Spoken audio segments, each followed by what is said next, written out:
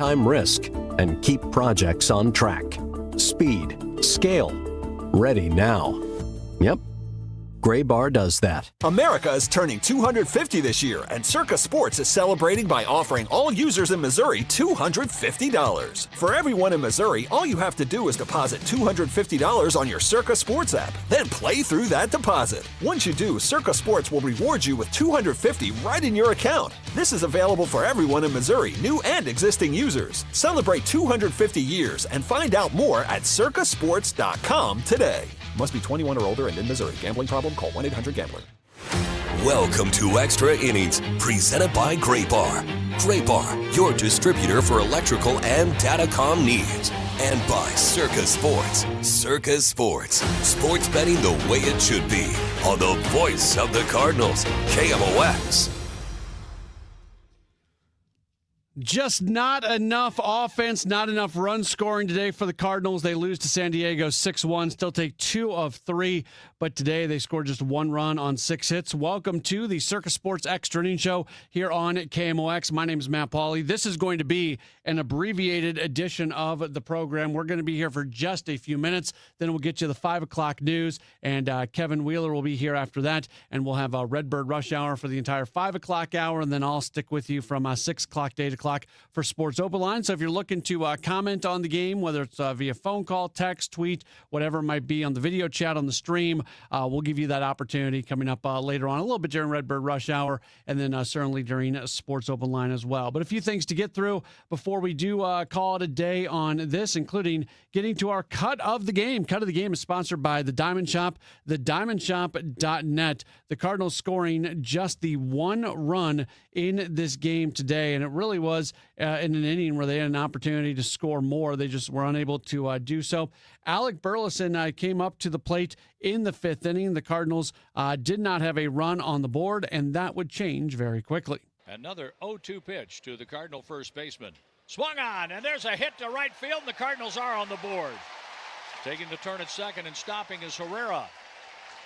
The hitting streak grows to 17 for Burleson, who just drove in his 53rd run, 3-1 San Diego. That is our Cut of the Game, sponsored by The Diamond Shop, thediamondshop.net. And speaking of Alec Burleson, you heard about that hitting streak. Who's on a Roll being sponsored by Circa Sports, sports betting the way it should be.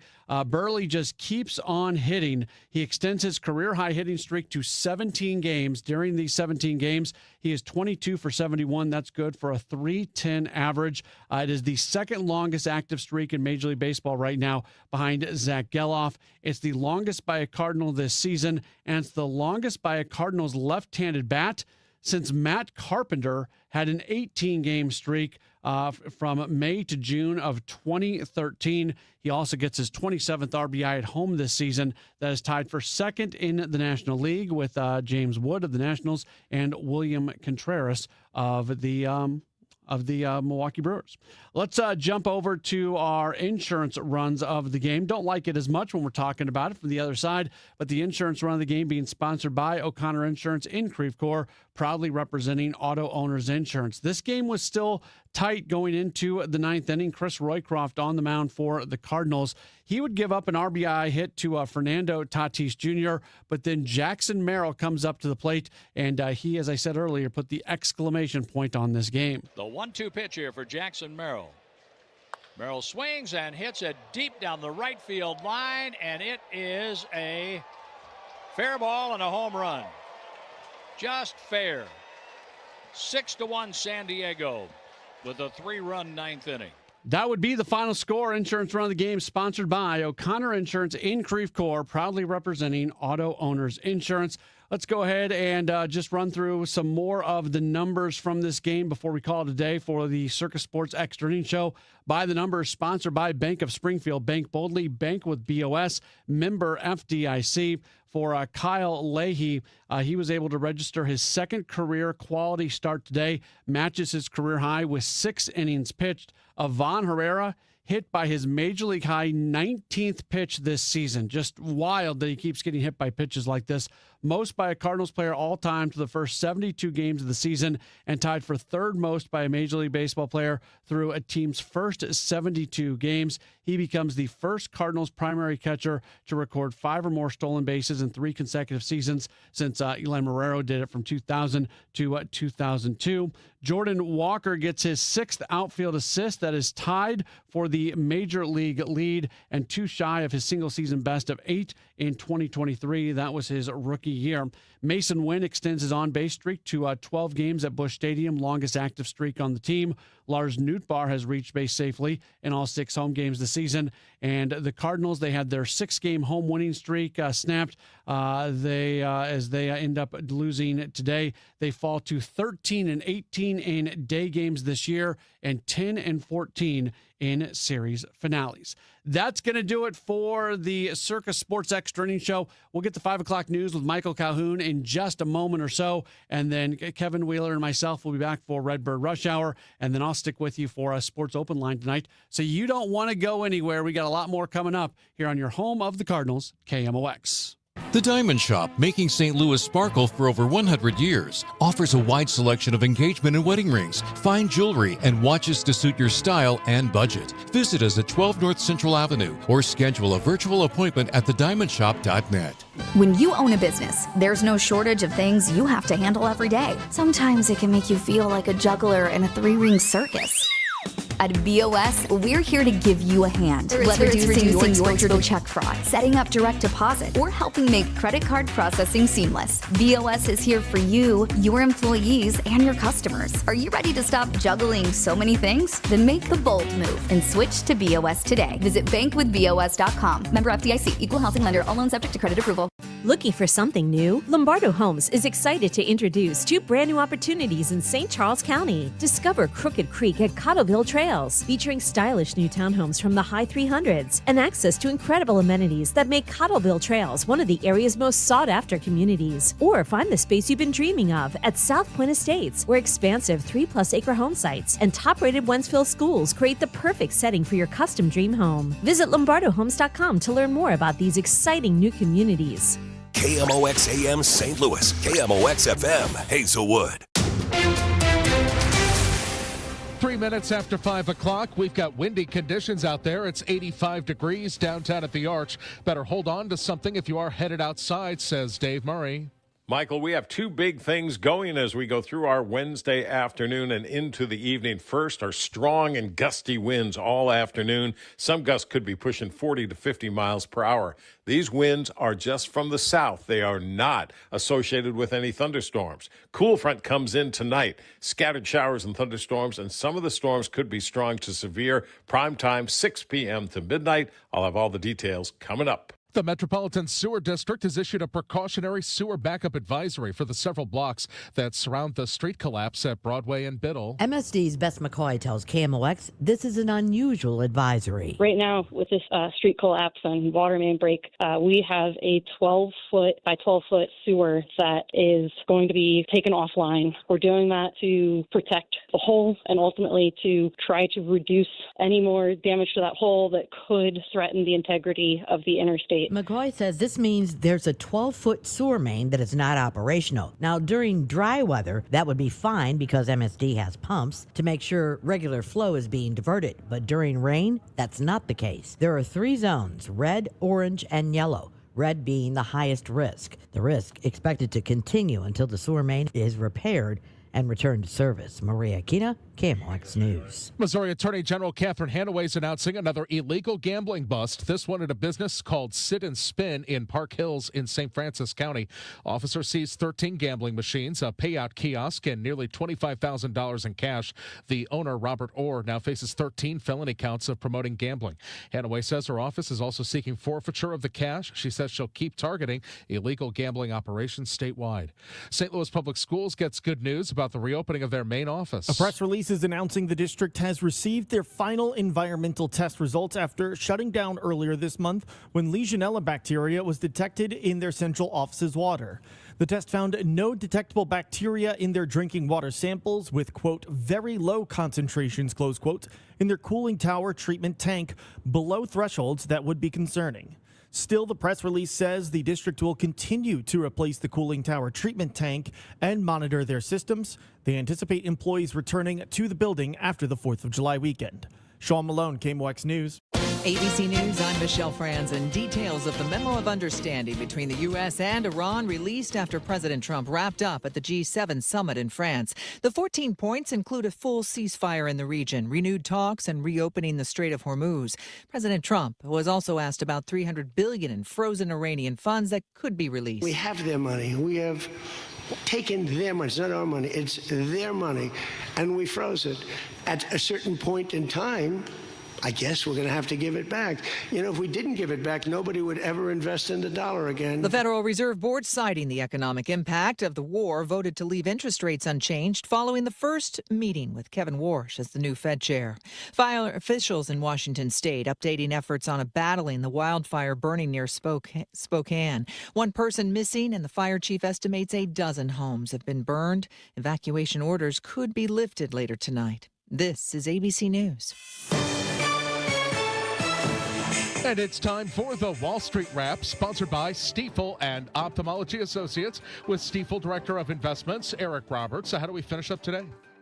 Well, stocks closed lower today. The S&P 500 slipped 1.2%, closing at 7,420. The Dow fell 507 points, or 1%, closing at 51,492. The Nasdaq closed 1.3% lower at 26,021. What's the new Fed chair saying about interest rates? Well, newly appointed Fed Chair Kevin Warsh made his first interest rate announcement today. The Federal Open Market Committee held rates steady with a target range of 3.5 to 3.75%, but there were several changes under the surface. First, the announcement itself, only 130 words. That's down from over 300 words for the last two Fed announcements. Warsh also withheld his personal projection for future interest rates from the Fed's dot plot, breaking with other FOMC members. Warsh reiterated the central bank's commitment to price stability, saying the Fed plans to deliver on that front. That is Stifel Director of Investments, Eric Robert. Thank you. That's the Wall Street Wrap on KMOX. We have a cool front on the way with a prime time for scattered rain and thunderstorms running from about now until midnight tonight. Now, some of the storms will be strong to severe, but they're not for everybody, and it will be quite easy to get some strong gusty winds out of this since it's been windy all day long. But we can get through this. It's not a widespread severe weather outbreak. That is going to be holding well to our north. 70 for the overnight low. Then on Thursday, mixed clouds and sunshine, breezy and cooler, 79. Quiet weather Friday and Saturday. Wet stuff comes back Saturday night and Sunday. From the Saliga Heating and Cooling Weather Center, I'm meteorologist Dave Murray on 104.1 FM, KMOX. We've got 85 degrees downtown at the Arch. Winds are out of the southwest at 17, but gusting up to 36 miles an hour. I'm Michael Calhoun, KMOX News. Traffic from the MichaelsFlooringOutlet.com Traffic Center. Well, we've got residual volume from the ball game headed out of the city westbound on Highway 64 now. That starts near IKEA, headed out towards an accident over on the right shoulder, just past Hampton. Southbound 170 is stop and go in pockets.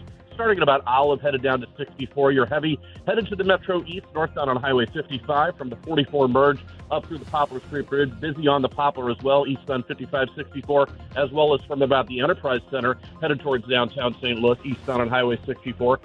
Seeing a couple pockets of IM southbound on Highway 270 this afternoon between Olive and Doherty Ferry.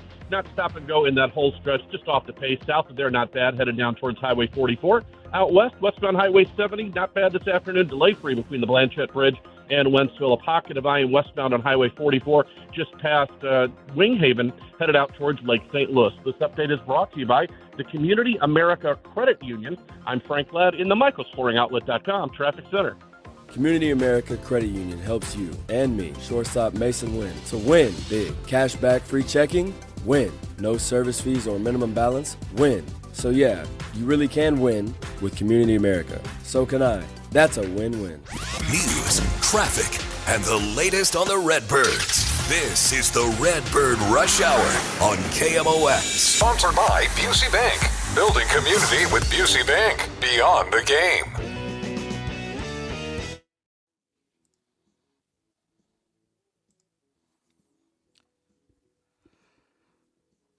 All right, guys, welcome in Redbird Rush Hour here on KMOX. The ball game just wrapped up. Matt finished up the extra inning show, and obviously we got a lot to do here in an hour's worth of time, which is not a ton of time, but hey, we'll take everything we can possibly get at this point. Sports Open Line coming up from 6 until 8. And Matt, we got plenty of places to go today. We'll start with today's game and some of the thoughts from that, but we can also branch off into a few other things. We have to spend some time talking about Joshua Baez today, but we'll save that for a little bit later and stick with the Major League club for now. I think obviously the loss is disappointing. You had a chance for a sweep, but you'll take series wins anytime you can get them. But I think the interesting thing from today, aside from the offense being quiet, was Kyle Leahy getting the job done the way that he needs to. Now, it's not perfect. I mean, 3 runs in 6 innings isn't perfect by any stretch of the imagination, but 6 innings is a big step based on what we've been talking about the last week or two. I'll take that from him every time. And I've seen a lot on, there was a lot of social media stuff today after this game that, this has got to be Leahy's final turn in the rotation. And I think people who are saying that, I think, just have this predisposed notion about him because of how he's been pitching. And that's not the conclusion you come from with what he did today. 6 innings, 3 runs on 7 hits. Yeah, you lose the game, but you did not lose the game because of Kyle Leahy. And if we view him as a back-end starter and he can go out there and give you that kind of performance, and that's going to be 5-6 innings from him, 2, 3, 4 runs every single time out. If that's who he is, well, then that's fine, and he's your 5th starter, and there's not going to be a lot of conversation about it. It's just these times where he's going 4 1/3 innings and really starts to blow up 3rd time through the order, things like that. He talked in postgame about how he had a couple things he wanted to shift today. He didn't specifically say what they were, but felt like that they worked. So I think this is a step forward game for Kyle Leahy. I mean, it's what he has to be regularly. Yeah.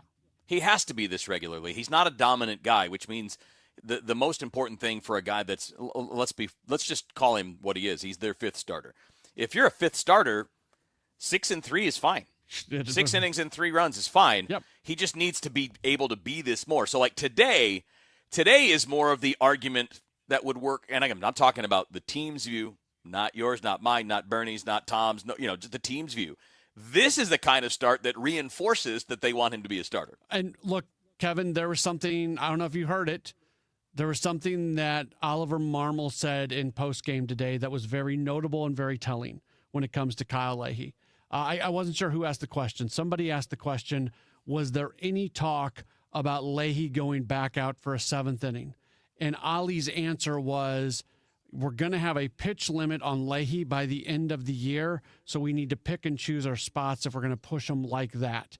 If you're talking about a guy's pitch limit, innings limit on June 17th, then you're talking about a guy that you have full intentions of being in the rotation through 162 games. I think that's very telling. Ollie didn't have to say that. The fact that he brought that up on his own means right now there is zero conversation about Leahy coming out of the rotation. Yeah, for sure. I mean, look, we know that. Part of the reason that we've all been talking about it is because it's clear that the team doesn't see it that way. Right? I mean, but again, just to keep in mind for fans, and this is not for you or me, but for fans that are tuning in, for people that are, that are frustrated by what he's been so far, and I think it's fair. Again, just being okay today, being fine today, I think fine's the right term, right? It's not great, it's not terrible, it's fine. Some strikeouts, it's a 4.50 ERA, which, again, all right, if you're that for a year, you're not a good starter, but you're also not killing your team if you're getting 6 innings.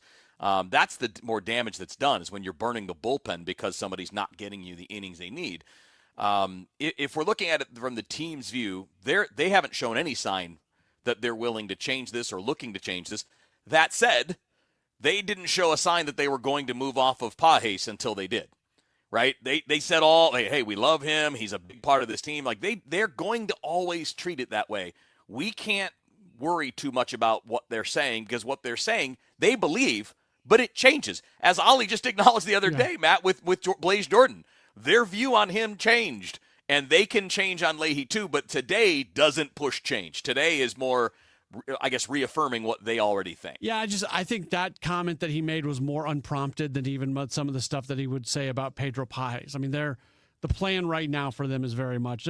Now, if Leahy just falls off a cliff and he can't pitch out of the 4th inning and he's giving up 6-7 runs every single time out, then it's a different conversation. Then there's different factors that come into it. So I'm not sitting here saying without a doubt, 100%. Kyle Leahy is in the rotation between now and game 162. But I am saying is I don't think they have it in the back of their mind right now that he's just holding a spot until Quinn Matthews is ready, until Bryson Motts is ready, until whoever else is ready, and then they'll just put him back in the bullpen. I think right now they fully believe that he's going to be an every fifth-day starter from now until the end of the year.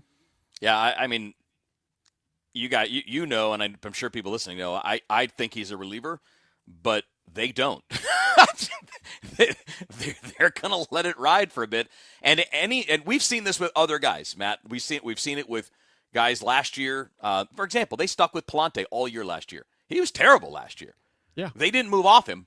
The part of this that's different this year when it comes to the change they made with Pajes, with Gorman, with Victor Scott, was that they had really clear options to come up and take those spots. And at this minute, you have one guy at Memphis that you could call up.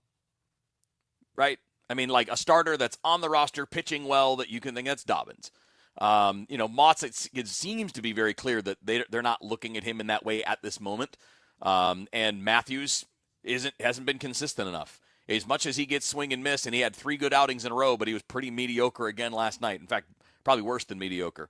With 4 walks and 4 innings. And those numbers don't get better when you jump from AAA to the majors. They don't, no. Because the guys in the majors swing less.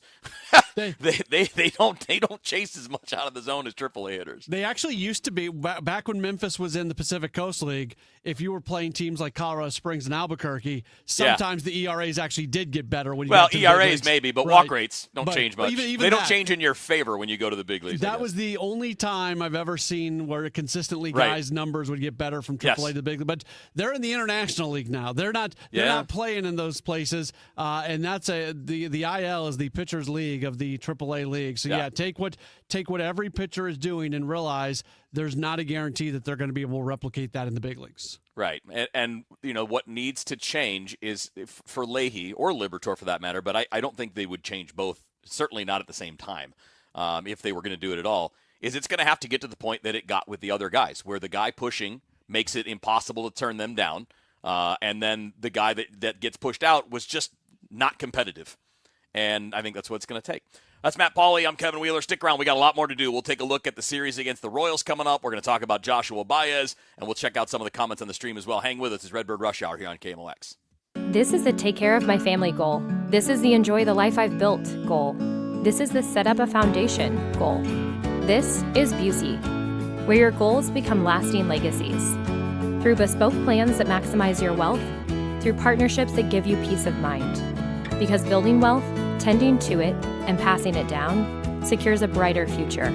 Busey Bank, building business, growing wealth since 1868. Member FDIC. This is the story of the one. As a maintenance engineer at a beverage manufacturing plant, he starts his day knowing every line is ready to run because Grainger delivers the industrial-grade products he needs to keep mixers, conveyors, and packaging equipment moving. With Grainger's vast selection of bearings, belts, and motors, he keeps operations running smoothly, so nothing grinds to a halt. Call 1-800-GRAINGER, click Grainger.com, or just stop by. Grainger, for the ones who get it done.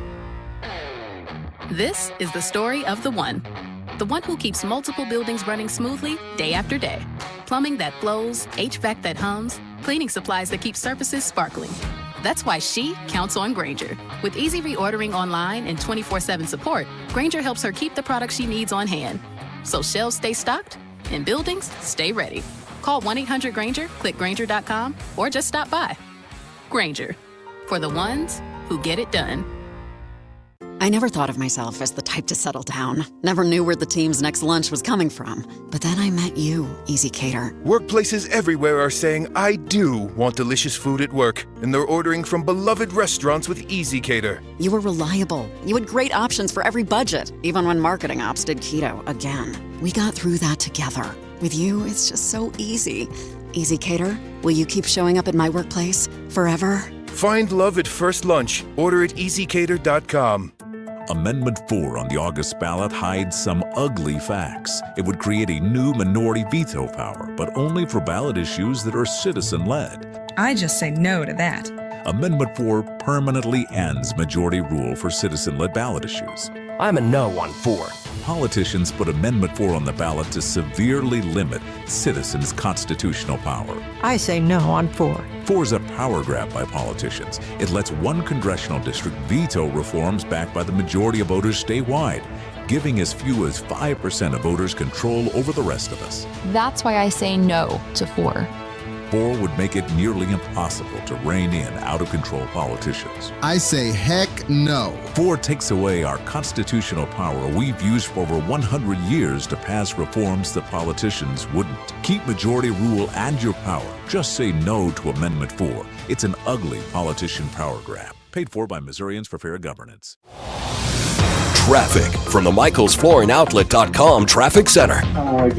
This update brought to you by Ricken Financial, working with a crash now northbound on Highway 55. This one is just south of Highway Z. You've backed up to about McNutt now. It involved a bus. That right lane is currently blocked with emergency equipment, as is the left lane as they got the bus out of the way. There's a bus and another vehicle, and that's a part of the roadway on northbound 55 where the lanes are divided by a median. So it's a tight squeeze through there no matter what side of the road you're on northbound 55. More emergency vehicles are pulling away as I watch it on the camera, though. Northbound 55 south of Z, it was an accident involving a bus. The bus is pulled away, but the lanes remain blocked. Westbound on 64, stop and go now from about IKEA. Headed out towards McCausland, southbound 170, stop and go between Delmar and Highway 64. Thinning out, headed towards the Poplar Street Bridge. Eastbound on Highway 64, eastbound on Highway 44 approaching 55. Similar story, northbound 55 approaching the Poplar. Pockets of volume now southbound on 270, starting at Olive, headed down towards 64, off the pace as well, headed down towards Manchester Road and Doherty Ferry. You've got a stop-and-go stretch now between Winghaven and Lake St. Louis on westbound 64. I'm Frank Ladd in the MichaelsFlooringOutlet.com Traffic Center. Join Jerry Ricken and Heidi Ricken Provost for Kickin' with the Rickens, Redefining Retirement, every Saturday at 3 p.m. right here on KMOX. And get more, including the Kickin' with the Rickens podcast, when you visit RickenFinancial.com. Now, back to the Redbird Rush Hour on KMOX. Sponsored by Busey Bank. Building community with Busey Bank. Beyond the game.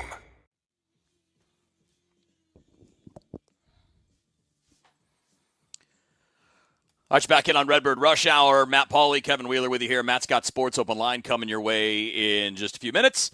Well, not really a few minutes, if 38 minutes.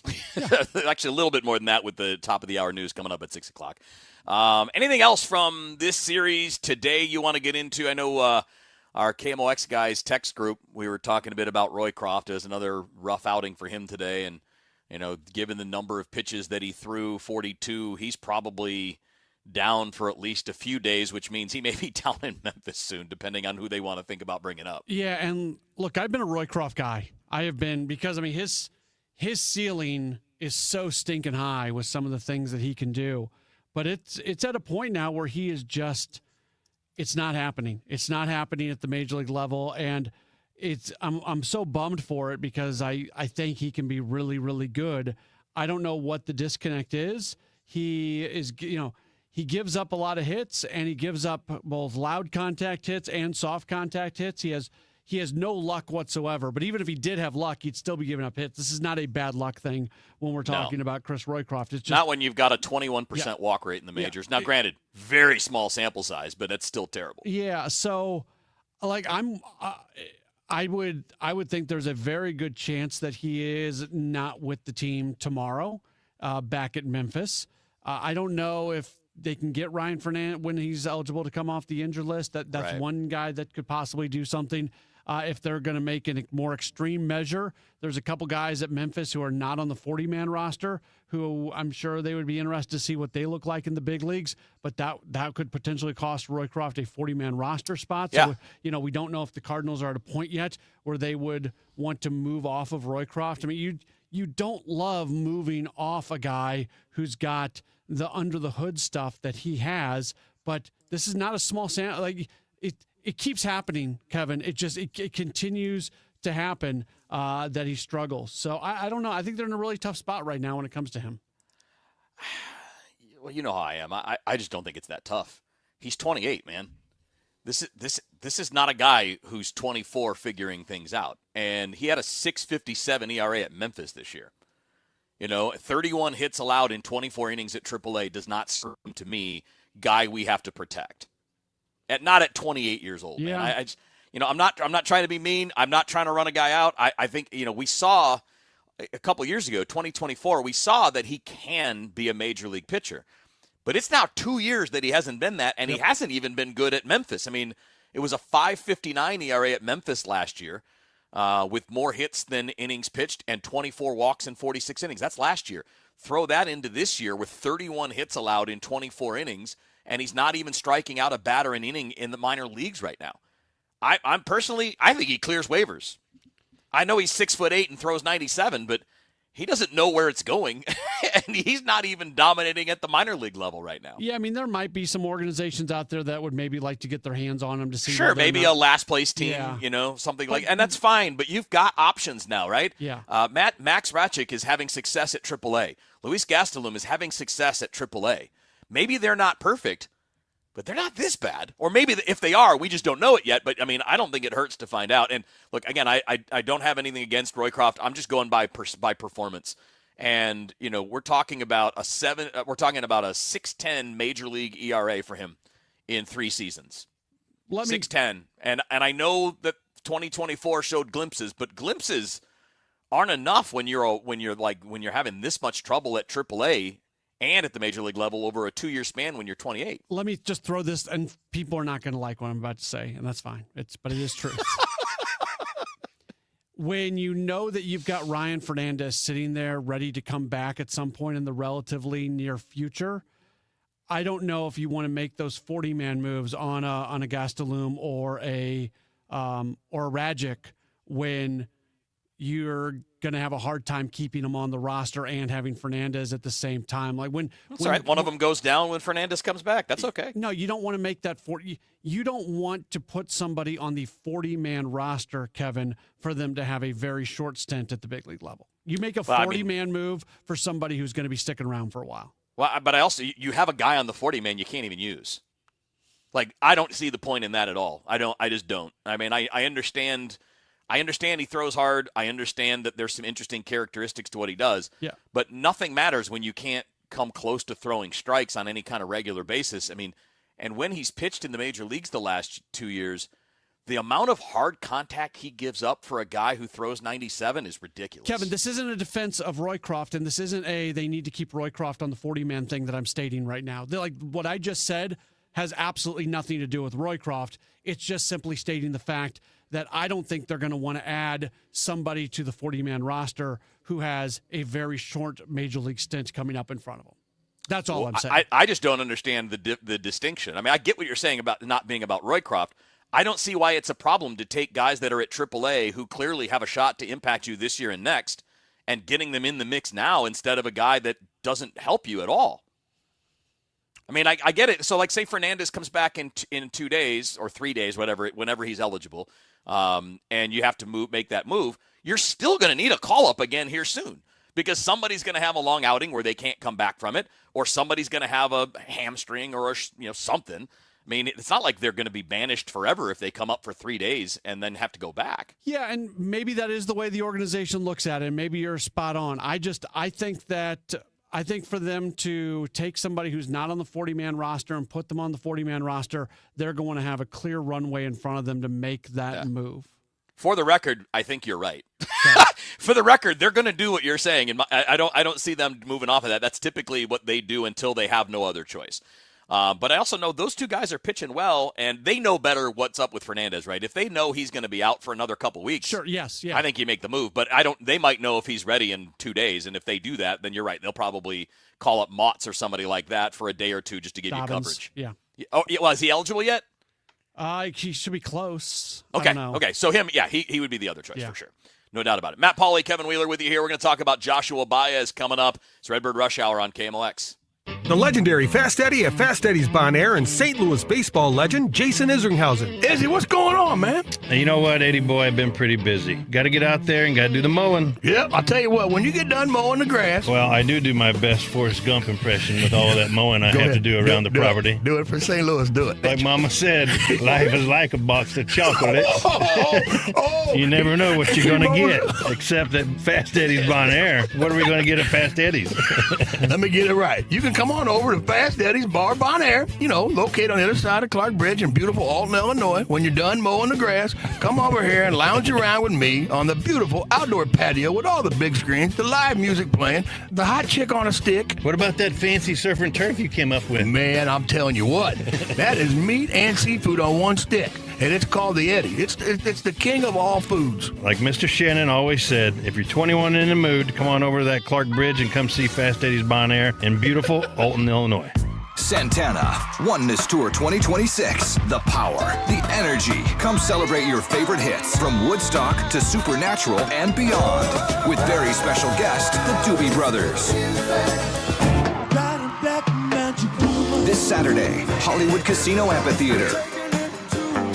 On sale now at livenation.com.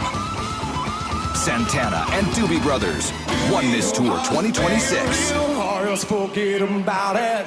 Don't let tax refund worries hold you back. File now with TurboTax on Intuit Credit Karma. They'll find every credit and deduction to help you get every refund dollar you deserve, or your money back. Start filing today in the Credit Karma app.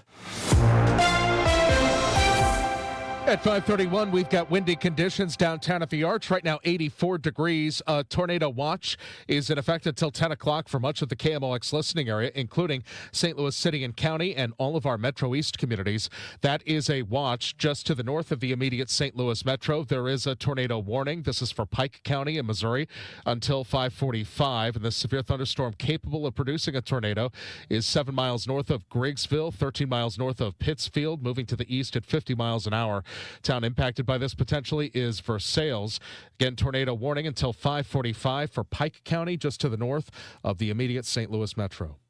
Missouri leaders are getting a look at rapid data center growth in Virginia's data center alley. Loudoun County Supervisor Mike Turner, who has 253 data centers in his area, is speaking with Missouri policymakers at a data center summit in Jefferson City today. Power demand is a major challenge. Our biggest issue is power. Right now, because our industry grew by right largely, the utilities were really caught off guard in the summer of 22, and they now have planned 7 overhead transmission line construction projects in order to get the power up to the level where our data centers can use the power that they've signed up to use. Turner says local government has to have authority to make yes or no decisions about data centers instead of the companies moving in without having to get local approval.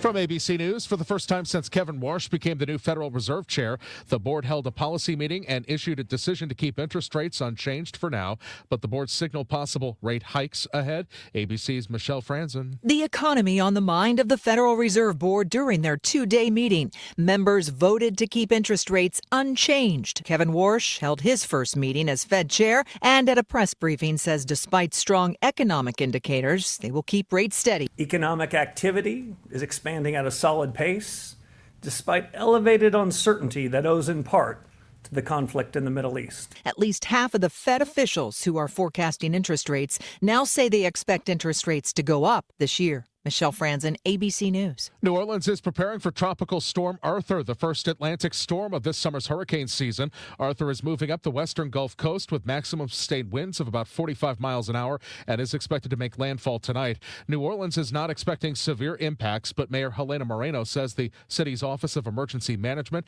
is monitoring conditions across the city. Monitor everything from our sewage and water board pumps to also, of course, a series of cameras across the city that monitor areas that are prone to flooding. No surprise here, Bosnia tops the list of unofficial World Cup second teams for Missouri fans. A new survey from Covers.com analyzed foreign-born population data to find out which countries have the strongest community roots in each state. Bosnia and Herzegovina scored nearly 12 times higher than the national average in Missouri, reflecting what everybody in South St. Louis already knows. Germany and DR Congo also made the top 5, along with Jordan and Iraq.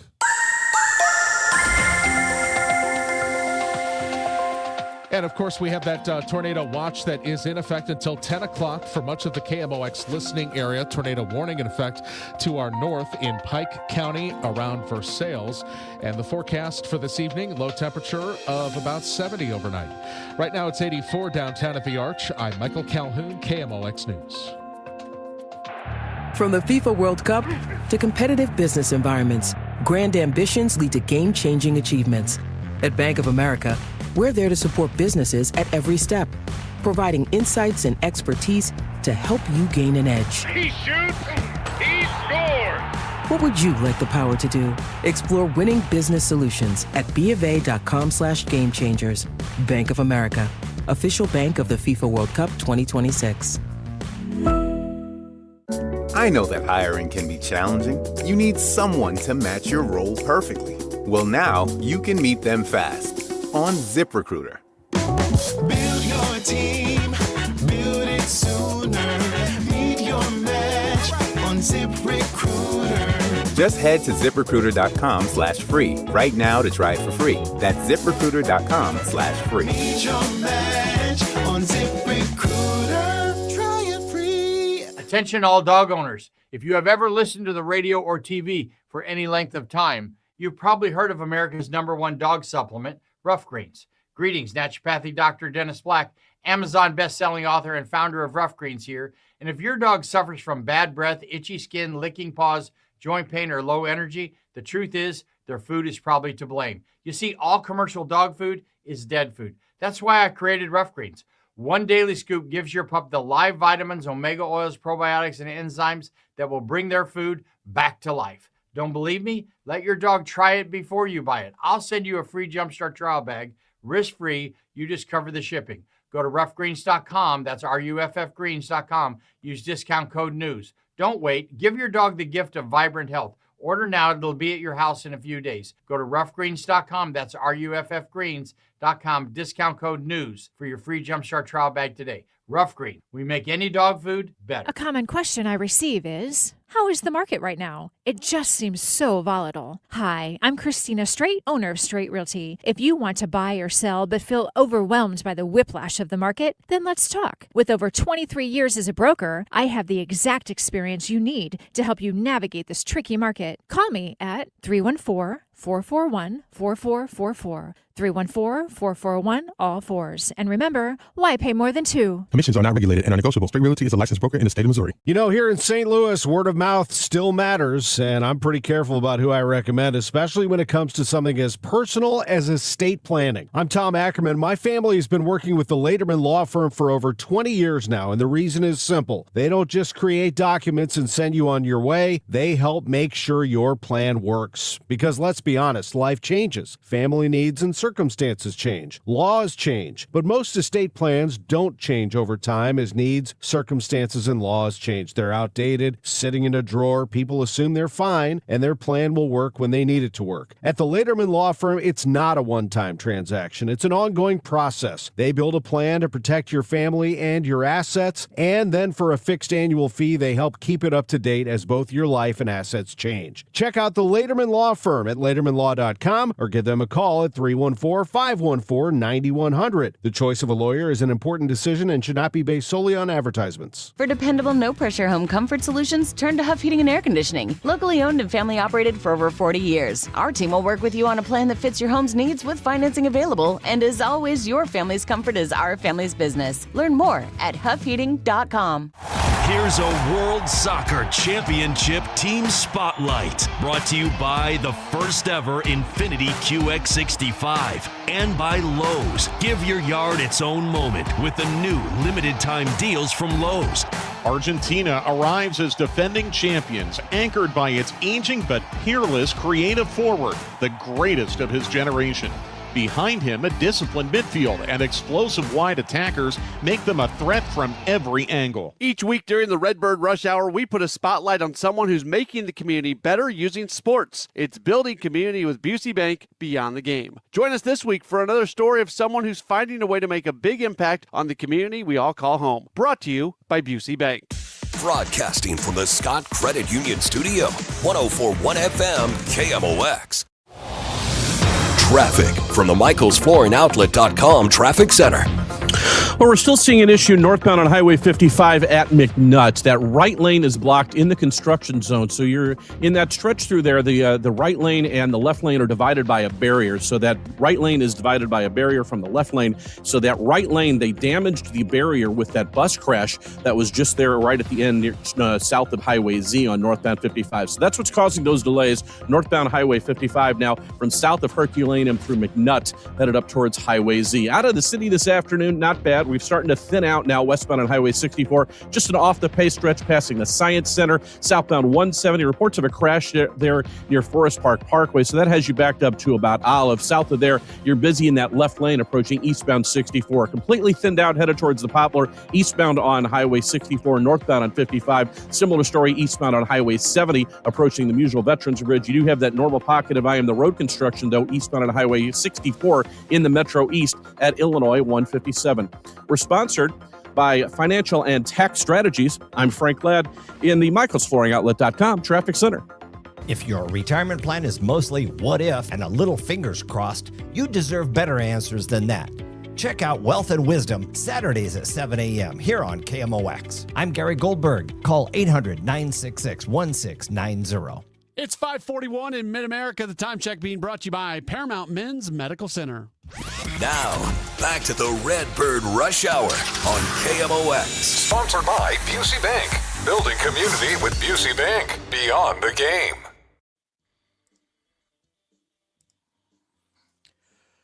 All right, it's Redbird Rush Hour on KMOX, taking you up to the top of the hour. Matt Pauley, Kevin Wheeler with you here. Matt's got you on Sports Open Line. Matt, what do you got coming up tonight? Anything special following the long day of baseball? Yeah, Bernie Miklasz is going to do his weekly conversation. We've got that at 6:20.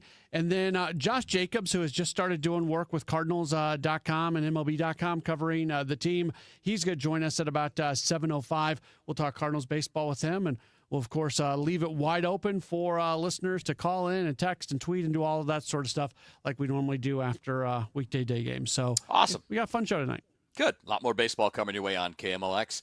Let's talk about Joshua Baez. Okay. Because, first of all, before we talk about like his status and how long it'll be before he gets a look and all that stuff, 4 home runs last night on the anniversary of his father passing away is pretty crazy. It is. I mean, even if you take out his prospect status and the fact that he's got 23 home runs in 63 games and all that, if you just were like any person at all has a day like that on an anniversary like that, that's pretty crazy. Yeah, and Alex Coyle, who calls it calls the games, was right on it. Did you? I want to get the exact numbers. Did you see the Statcast data on the final home run, where it was like a 48% launch angle? Yes. Like a ball's not supposed to go that far or that high. No, it's that is literally supposed to be too high, but it wasn't, and somehow it got out of there. You feel really good for him. There was a story that was written about this that, MLB Pipeline, MILB.com, MLB.com, Cardinals.com, they all kind of, put all the same stuff on those different sites. But talk about just what you were mentioning on a really, kind of special anniversary in terms of his life story. And for him to do that, and I guess afterwards he and some teammates spent like a moment in prayer. Like it was just there's a lot of emotion that went along with that one last night. Yeah, so I mean it's great. You feel good for the guy. Obviously, he's going to be in the big leagues soon, and we don't know what soon means. We don't know if that's weeks or months or next season. He's not on the 40-man, right? No, he is, isn't he? Oh, he is. Okay, that's right. They had to add him this offseason. Yeah. Okay, so, you got me. Hold on. You have me.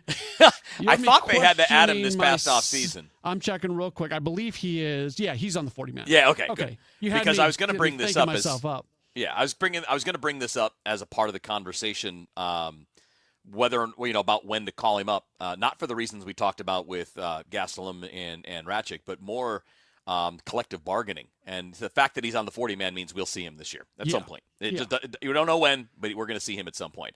Because some teams, I think, Matt, are going to be extra conservative with guys unless you're like in desperate need, because if they're on the 40-man, they can't play next year if there's a lockout that lasts into the season. And they can't be at the team facility after the lockout starts. That's right. So you're going to see some prospects that might otherwise make it, whether it's the Cardinals or others, who are probably going to not get called up this year in part because of that. I mean, they think so highly of a guy like Gastelum.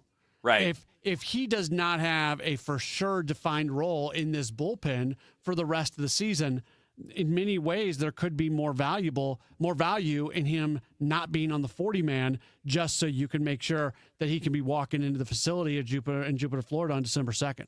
Yeah, and he's a case where, when you're a team like the Cardinals right now, and again, that can change in a month. We don't know, where they're going to be in the standings in a month. But if you get to late July and you're in this kind of position, you're one of the top wildcard teams, I think you take that risk with a 24-year-old. I do too. Maybe not with a 21-year-old, right? Maybe that guy, you're like, all right, I don't know if I want him to miss time and do all that. But with Baez, that's not an issue. The issue with him is twofold. One, you have a lot of outfielders, right? They're going to play Lars Nootbaar because either you want the production or you want to trade him or both, right? I mean, it's the combination of all those things. They're going to give Church his look, but who knows how long that can change depending on how he does. But Walker's not moving anywhere, so they're going to have to decide that Baez is ready, and the readiness is such a hard thing to weigh, Matt, because the numbers are crazy. It's almost 1,000 OPS. He's slugging over 600. He's got 23 home runs in 63 games. He had 20 home runs last year in 117 games, and that was his career high. So his power numbers are crazy. They are. But his strikeout numbers are pretty crazy, too. So last year, he struck out 103 times in 117 games. Right now, it's 88 in 63 games. And there's a lot, as we've talked about, Bernie's shown us the numbers on STL Sports Central, and we've all talked about it. He's also got a lot of swing and miss in the strike zone, and I think that's the thing that's going to have to get improvement. Not fixed, right? It doesn't have to be a finished deal. But you're going to have to see improvement there because those are things that big league pitchers can take advantage of. Yeah, and this team has time to work through that. They're 8 games above 500. They're in the top wild card spot in the National League.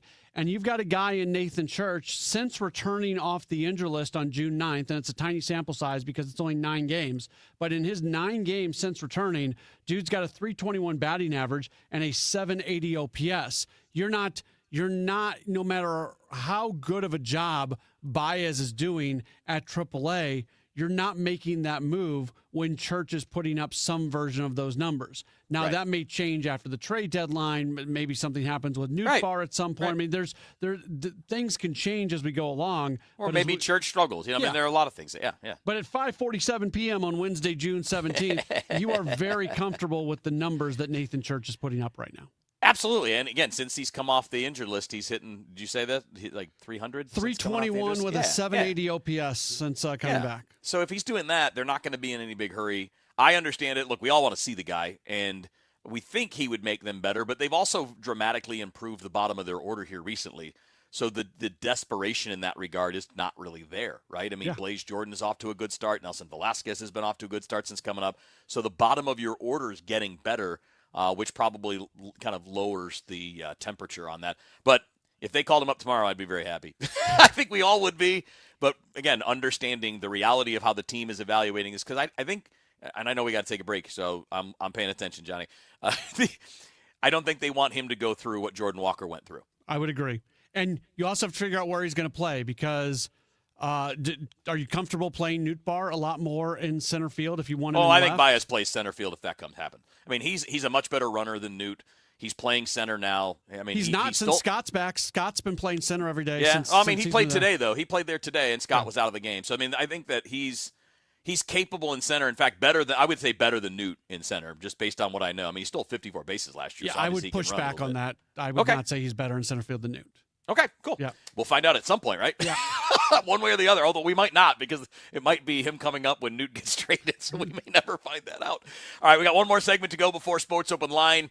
Before we take that break, though, I want to talk to you about Gloria Lou. And if you're looking kind of like beat the late summer rush and get something done here with your home, you have to call Gloria Lou right now. If you just want to deal with getting the best price with the least amount of stress, a guaranteed sale and written guarantees that help that, you need to call Gloria Lou of Your Home Sold Guaranteed Realty. She sells homes faster and for more money than the average agent, and it's not really all that close. She's got proven systems in place, a database of thousands of buyers in waiting. They're waiting for a house like yours maybe to come on board. And, this is what she does. On top of the experience the proven systems that work. And she'll walk you through all of this, by the way. All you have to do is give Gloria a call. She'll go through it with all of it with you. But you also get upfront guarantees. Gloria will sell your home at a price and a time frame acceptable to you, or she will buy your home herself, or she'll sell your home at 100% of market value or pay you the difference. You can't lose. It's just a very simple proposition. 314-625-6888. That's 314-325-6888. Just visit GloriaHasTheBuyers.com if you can't write down the number or don't remember it. It's really simple. And by the way, it's not just houses that Gloria is moving right now. She's actually growing her team. Business is so good, they need new people. So if you or someone you know wants to seriously level up a real estate career, then pay attention because Gloria is hiring.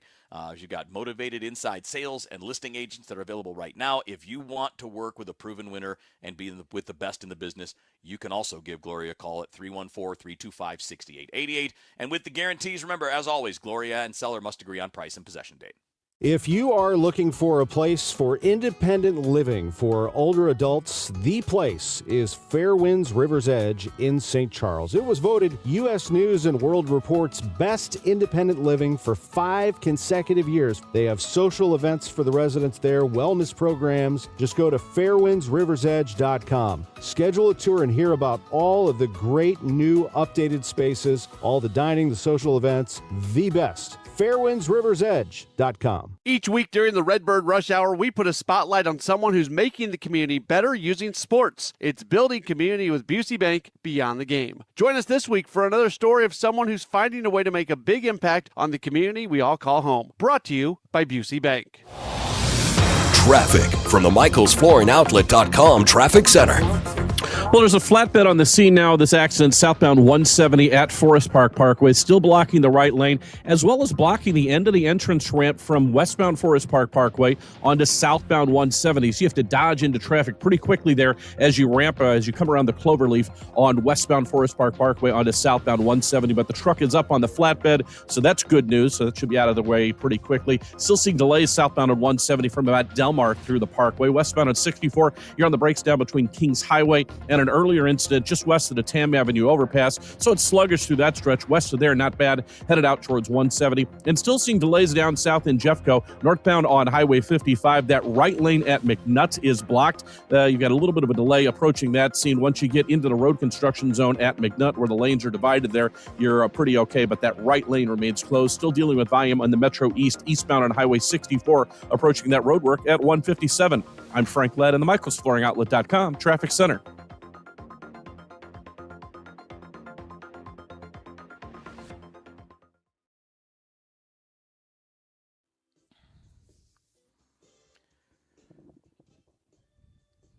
All right, just a few minutes left, and it'll be that literally just a few minutes left. Matt Pauley, Kevin Wheeler with you here on Redbird Rush Hour. All right, what did we leave out, Matt? Anything we need to hit before we get to Sports Open Line, since we have about 2 minutes left to work with? Well, actually, 3 minutes. 3 minutes. I mean, stuff like this doesn't actually matter because it's very random, but it is of note. Cardinals are now 13-18 in day games this year and 10-14 in series finales. Interesting. I mean, to me, those things are not. I mean, it's not that they're nothing. I need to know more before I can connect them. I think they're nothing. I think I want to hit myself in the face when I even bring them up. Those things get talked about, though, and it's like, okay, but there's nothing rational that would explain that. It's just you're winning the other games, so that's fine. As long as you're winning at the rate that they're winning, then that's fine. This is not a team that's underachieving by any means. So if you were like, why do they do this? I don't know. Maybe it's just random this year. Sometimes, they're not playing great at home either. Their road record's been better than their home record most of the season. Yeah, but it's not. I mean, it's evened out a little bit here recently. I don't have it in front of me, but it's pretty close at this point. It's getting better. I mean, so actually, it is. It's better now. Yeah. They're 4 games over at home now. They're 4 games over on the road, so it's the same. There you go. I told you. Up until this series, it wasn't. It was this series against the Padres that got them ahead of their road record. I spend way too much time looking at stats on an everyday basis to see where teams are at in areas like that. It is your job, Matt. It's okay. Yeah. It's okay. I do all those things too. We all do. It's part of the job. We can take a minute here and talk a bit about the Royals, not in depth or anything like that, but it's been a really disappointing season for the Royals. Offense has been non-existent. Their pitching hasn't been as good as they hoped. They were, by a lot of people's estimations, a team that could be a wild card contender, maybe even an AL Central contender this year. and it is not happened. They're a top 5 most disappointing team in baseball. I mean, they're not the Mets. The Mets are the most disappointing team in baseball this year. At one point, the Phillies were on that list, but I mean, fixed that though. Yeah, they've got 40+ wins now. They're right where they need to be. Detroit's one of those. Yeah, Detroit definitely. I would say Detroit's second behind the Mets in terms of just off the top of my head. But yeah, I mean, this is a Royals team, 15 games under 500. And every time they go on like a little bit of a run, they follow that up with a bad few days after that. So I don't know. It's a weird team. That's an AL Central that was there for the taking, and it seemed like Kansas City had as good of a chance as anybody out there. Yeah, their bullpen's been a mess. Estevez was terrible, and then he got hurt, and then Urseg's been terrible. They've been trying to figure out the 9th inning for a lot of the year. Now Pasquantino's out with hamate surgery, so he's out for probably 6 weeks, something like that. So probably a good time to get him. Yeah. With one of of course, even Pasquantino wasn't playing that well when he was healthy, but still he's a big presence. That's a giant middle of the order bat that they're now missing that they have no answer to bring in. So let's hope that leads to a series win. I don't want to be greedy about a sweep, Matt, but maybe some of our listeners do. That's okay if you want to be. Let's get them 10 games over 500. Yeah, let's do that first. All right, buddy, have a good show tonight. We'll talk to you tomorrow. Okay. Sports Open Line next on KMOX. When you retire, the paycheck from your job will likely stop. But here's what won't stop: bills, taxes, and medical issues. Sure, there's Social Security, but that may not be enough. Steve All and his team at the All Financial Group can show you potential ways to develop a new stream of income that can last as long as you live. Kind of like having your own personal pension. You won't have to worry about whether the market is up or down or who's sitting in the White House. You can spend your time instead on the things that matter, like family, friends, and doing the things you never had time to do before. Call Steve All today at 636-230-8824. That's 636-230-8824 and schedule a custom income review at no charge. Or find us online at yourmoneymattersstl.com. Investment advisory products and services made available through Impact Partnership Wealth, LLC, investment advisor. Neither the firm nor its agents or representatives may give tax or legal advice. This is the story of the one. As a maintenance engineer at a beverage manufacturing plant, he starts his day knowing every line is ready to run because Grainger delivers the industrial-grade products he needs to keep mixers, conveyors, and packaging equipment moving. With Grainger's vast selection of bearings, belts, and motors, he keeps operations running smoothly, so nothing grinds to a halt. Call 1-800-GRAINGER, click Grainger.com, or just stop by. Grainger, for the ones who get it done. You just testified under oath you're getting more fiber in your diet, and it was easy? Where is this additional fiber coming from? Mira Fiber Gummies. Objection! It's true. Mira Fiber has 8 grams of fiber to help me get the fiber I need in a day, plus 4 B vitamins for metabolism support, all in one serving. Overruled. My gut rests its case. Oh, that's my line. Find Mira Fiber today at your local retailer from the makers of Miralax. Mira Fiber supports metabolism of carbs, fats, and proteins. Serving size is 4 gummies. For the last 33 years, you've discovered that at Banner Construction, we pride ourselves on quality craftsmanship. We believe the single most important decision homeowners must make when considering an exterior restoration project is who do you hire. At Banner, we provide well-engineered, meaningful, long-term solutions to transform your home into the pride of the neighborhood. Let us help you fall in love with your home all over again.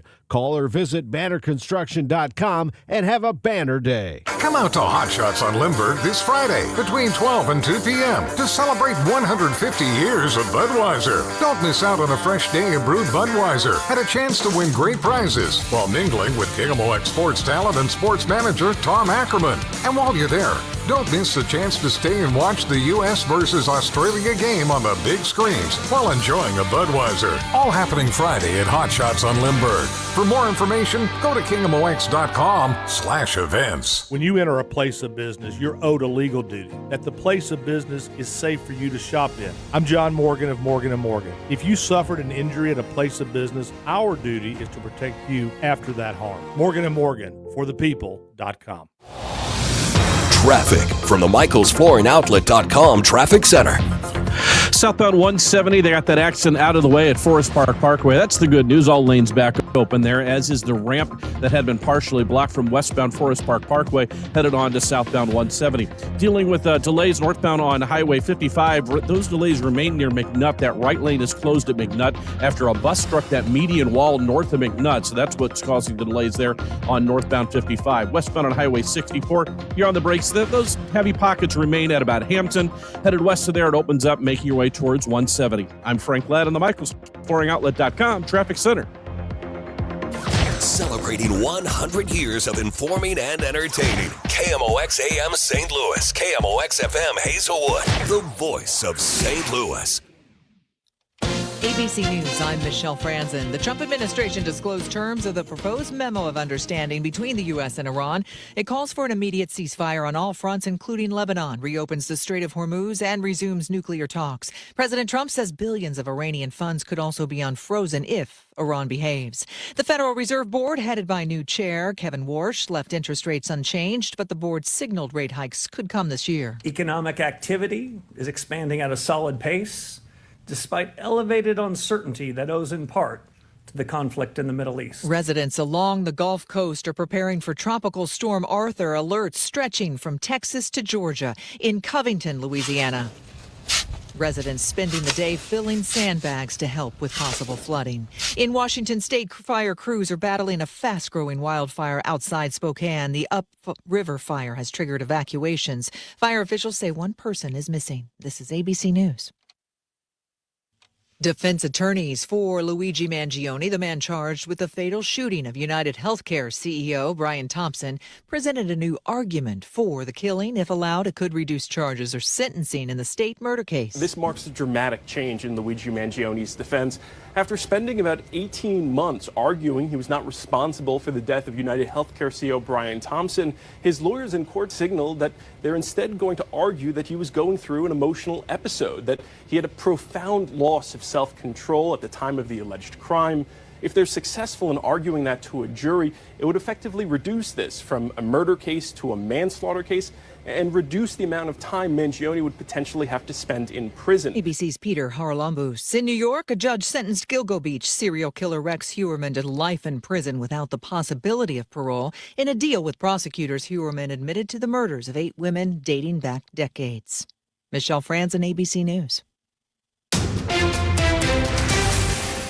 At 6:02, we've got clouds right now downtown at the Arch. It is 83 degrees. It's been pretty windy out there today. Let's go to meteorologist Dave Murray. These are just strong and gusty winds. Some of the wind gusts 40 to 50 miles per hour. So watch for some tricky driving, maybe some tree limbs coming down, even some power lines could come down. The next event is tonight with scattered showers and thunderstorms. Some of those could be strong to severe as a cool front moves in. Our prime time for storms 6 p.m. to midnight. My complete forecast on the way. Right now, with this street collapse and water main break, we have a 12-foot by 12-foot sewer that is going to be taken offline. MSD talking with KMOX about why the utility made this move, a move to shut down to warn people about possible flooding in the downtown area. She says it's ultimately to protect homes and reduce any more damage to the sinkhole that opened up underneath Interstate 44 downtown, also minimize damage. Let's go live to the newsroom. KMOX's Maria Keenan. Michael McCoy recommends, Best McCoy, if you live in that area, that you remove things from your basement, especially if they are of value. During dry weather, it's fine. We have pumps to help make sure that the regular flow is getting diverted. But during rain, there's only so much we can do, and we cannot fully replace the capacity of a 12-foot sewer. So now, there is no indication when this sewer will be reopened. There are 3 zones, red being most likely to have sewage backup, orange and yellow. If you live in the warned areas around Broadway and Biddle, you should consider yourself in that advisory zone. Live in the newsroom, Maria Aquino, KMOX News. There's likely to be a lot of competition if Missouri's governor signs legislation creating innovation zones. A centerpiece of the legislation, an incentive plan for converting offices to residential. KMOX's Megan Lynch spoke with one developer who's urging the region to get ready. Big cities like St. Louis are hoping to cash in on the program, but one developer says leaders need to get their ducks in a row now to compete with smaller communities. I think there is a real advantage there for these small towns that may have a master plan. John Berglund is founder of River City Asset Advisors. He led the $75 million restoration of the Post building. One key, he says, will be getting stakeholders together. Well, I guess you hit the nail on the head, isn't it? It's alignment of those political forces as well as the developers and getting everybody in the room. Berglund says the innovation zone could have a significant impact toward revitalizing the metro area. Megan Lynch, KMOX News. The Missouri Department of Conservation says rising costs and budget pressures have led to the decision to eliminate 106 jobs by March of next year. Deputy Director Aaron Jeffries tells MissouriNet employees have been notified that they must apply for other conservation positions or they could be laid off. This will result in some efficiencies, reduced supervision across the agency. And really, the reductions are occurring from headquarters out into the field. It's really focused on the entire agency. As a result of the cuts, Jeffries says the public can expect to see less mowing and maintenance around parking lots and conservation areas, but he says many programs will continue. He's keeping an eye on the roads for you. He is Frank Ladd of the KMOX Traffic Center. And this update is brought to you by Community America Credit Union. Southbound 170 has completely thinned out, now headed towards Highway 64. That's good news. Still seeing delays down south in Jeffco, northbound on Highway 55. Making your way through McNutt. That right lane is closed at McNutt as they work to repair that median wall in the road construction zone. We've completely thinned out westbound on Highway 64 now. Make your way past Forest Park. Still a pocket of volume southbound 170. That left lane is a little off the pace. Make your way towards Highway 64. Westbound on Highway 70. Westbound on Highway 64 this evening are great runs through St. Charles County. Our USPS Ground Advantage reliable route this afternoon and evening and overnight. Westbound 44, actually east and westbound 44. In and out of the city, we are delay-free and have been most of the day between 270 and downtown St. Louis. I'm Frank Ladd in the michaelsflooringoutlet.com Traffic Center. Community America Credit Union helps you and me, shortstop Mason win. To win big. Cash back, free checking, win. No service fees or minimum balance, win. So yeah, you really can win with Community America. So can I. That's a win-win. We have a fast-moving cool front on the way, cutting into a warm and humid air mass, so I'm still expecting scattered showers and thunderstorms, and it will stay windy not only this evening, but through midnight. Our prime time for action is about 5 p.m. until midnight. It's not going to be storming that whole time. This is a very thin, fast, broken line of rain and thunderstorms, but a couple of the storms could be strong to severe. It will be easy to get some very strong and gusty winds out of this and some very heavy downpours of rain with lightning. So we'll be alert. It's kind of typical June storms. The real severe weather is going to stay to our north. It will stay warm tonight, 70 for the low. Thursday, it's all gone, a mix of clouds and sunshine, breezy, but not as windy as today. It's cooler, 79, so cooler by about 10 degrees. Thursday night, partly cloudy and nice, 62. Friday, plenty of sunshine and 84 degrees. Saturday looking fine right now, but scattered showers and thunderstorms with some heavy rain possible Saturday night and Sunday for Father's Day. From the Saliga Heating and Cooling Weather Center, I'm meteorologist Dave Murray on 104.1 FM. KMOX. At the moment, downtown at the Arch, we've got wind and 84 degrees. That is out of the southwest at 17 miles per hour, gusting up to 34. And the feels like right now is 81 degrees, slightly lower than the air temperature. I'm Michael Calhoun, KMOX News. Come on, let's get going now. From KMOX Sports. We're primed and ready. All day, baby. Man, let's go. This is the Gray Bar Sports Open Live. Gray Bar, your distributor for electrical and datacom needs. On 104.1 FM, KMOX. All right, here we go. Welcome in. It's Gray Bar Sports Open Line here on at KMOX. My name is Matt Pauley. Happy Wednesday to you. I guess our a lot of times when we're doing Redbird Rush Hour and some other stuff, we're calling it the pregame show. I guess this is kind of the post to the post to the post game show because we went right out of Cardinals baseball, to Extra Innings Show, to Redbird Rush Hour, and now here we are with Sports Open Line, and we've got you till 8 o'clock this evening. We've got a couple things coming up on the program today. Bernie Miklasz is going to join us in about 10 minutes or so. We got a few things to get into with him, Cardinals related, and then also I think this is the first time we've had him on the show. We are going to welcome on a guy that you read over at MLB.com and Cardinals.com. Josh Jacobs is going to be on the show tonight, and that's going to be at about 7:05. We also have our weekly building community this week with Busey Bank Beyond the Game. That's going to be coming up at about 7:35 or so. So we got a few things to get into. As always, if you want to chime in on anything that we're talking about, multiple ways to get connected with the program. You can call or text 314-436-7900.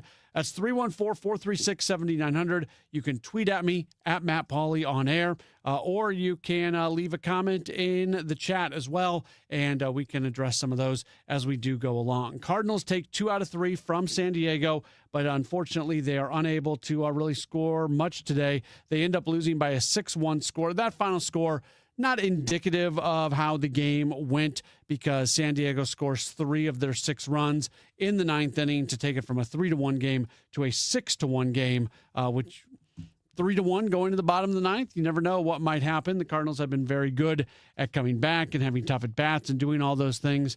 Being down 5 as opposed to being down 2 in the 9th, that feels a little bit different. But that doesn't take away from the fact that that was another very good series for this team, and they continue to play a good baseball. And I also thought it was a good performance from Kyle Leahy. And things over a course of 162 games, we will go through different periods of time where people like me, other people, whether it's me, Kevin, Bernie, Tom, Ron, whoever, people on other sports stations, and fans as well, you go through these periods where you're laser focused on a certain part of a team. And the laser focus over the last week or so, I think, has been the combined performances of starting pitchers Kyle Leahy and Matthew Liberatore, because those guys have not been good enough recently. And you can look at the numbers and you can very quickly figure out what the problems are. They're having a hard time third time through the order, more so than the other starting pitchers. They're connected to that. They're not giving you length. And when those two guys are not giving you length and they're pitching back to back, that creates other issues, specifically in your bullpen. And that in part leads to what we saw during the Minnesota series, which was just not very good from the bullpen. And you ended up having a disappointing weekend. So you got 6 innings today out of Leahy, and I like it. And it was interesting because I know there's a really negative feeling towards Kyle Leahy right now. Maybe not right now coming off this game, but in the bigger right now sense. Coming into this game, there are a lot of people who are very unhappy with Leahy, want him to go back to the bullpen, don't want him to be in the rotation. They want to see whether it's a Hunter Dobbins or a Quinn Matthews or somebody else. They want to see those guys get the opportunity and Leahy not be in the rotation. The Cardinals have no intent on making that change right now. And we can talk about it all we want. And I mentioned this during the Redbird Rush Hour with Kevin Wheeler, because I thought this was telling. And I'll throw this at Bernie when he comes on here in about 8 minutes or so. Unprompted today, when Ali was asking a question about whether or not they would actually try to push Leahy into a 7th inning. Unprompted, Ali started talking about the fact that they're trying to get Leahy through the season, and he is going to have an innings limitation on him at the end of the year. So trying to push him for 7 probably is not something that they want to do, because, especially at this point. So there was no reason for them to do that today. Now, that's fine. I don't care that Ali said that. That's fine. That's not where I lock in on this.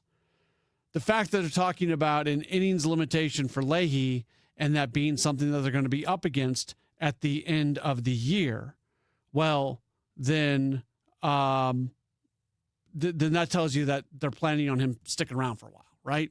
They are 100% intent on Leahy staying in the starting rotation. Now, can things change? things can change. This team can, and we have seen it. We have seen changes on the fly with this team. Pedro Paez was your number one catcher, and glowing things were said about him all the time and his impact on the team. And then all of a sudden, he's basically your number 3 catcher. Just snap of a finger.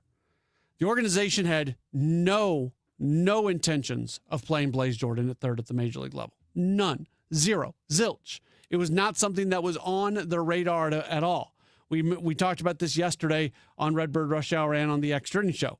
Oliver Marmol said as much during the Gas House Gang yesterday, where he said they weren't really viewing him in that way, and that they thought the best thing for him was to continue to be at AAA and work on some things there. And then things changed, and they changed their mind. And all of a sudden, Blaze Jordan is your third baseman and playing a really solid third base all at the same time. He made a couple plays today that were really, really good. It's not that we were wrong when we said that Blaze Jordan wasn't going to play third base. It's that the organization changed their mind. It wasn't we were wrong when we said, and I say we like in the collective we, not in the we, me, but it wasn't that we were wrong when we said Pedro Paez is going to continue to be the number one catcher for this team. They changed their mind. And it's not that we're being right or wrong right now when we say that Kyle Leahy is going to remain in the rotation moving forward. Is there always a scenario in that that Leahy could go to the bullpen? Yeah, there's a possibility, but that's not something that's on their radar real quick. I want to stop talking about this Blaze Jordan thing, but I do want to correct the record. George sent a message in that said, you were wrong in saying there is no chance that Blaze Jordan would play third base. George, man, you weren't paying attention. Kevin and I said over and over and over, could the Cardinals change their minds on this? Sure. But right now, they have no intentions of playing Jordan at third. That is what we said. Every single one of our stinking shows is podcasted. The video is there. This is not something that I'm making up. You can go find it. When we talked about it, we would put on the qualifier. Could this change? Yes, it is. This is the way it is right now. Please, for the love of anything, I'm sick of talking about this, but we were not saying that. We put the qualifier on it that the Cardinals could change their mind. They did change their mind. And again, everything I am the first to admit when I get things wrong all the time. I get anybody who does what I do for a living, we get things wrong. And I am the first to admit the things that I got wrong. That's not under that umbrella. All right, Bernie Miklasz is going to join us coming up in just a moment. Don't go anywhere. This is a Gray Bar Sports Open Line on KMOX.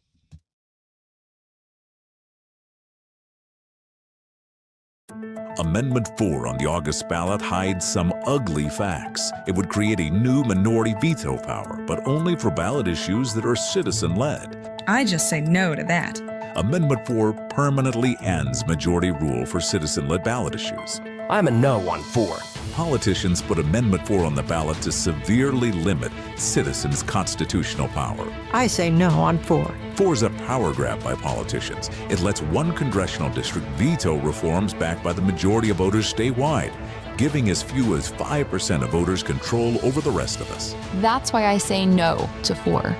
4 would make it nearly impossible to rein in out-of-control politicians. I say heck no. 4 takes away our constitutional power we've used for over 100 years to pass reforms that politicians wouldn't. Keep majority rule and your power. Just say no to Amendment 4. It's an ugly politician power grab. Paid for by Missourians for Fair Governance. I'm Bob Burke, founder and chairman of Burke America Parts Group, a family of brands that includes RepairClinic.com, an appliance and HVAC parts solution company that's grown into an international brand.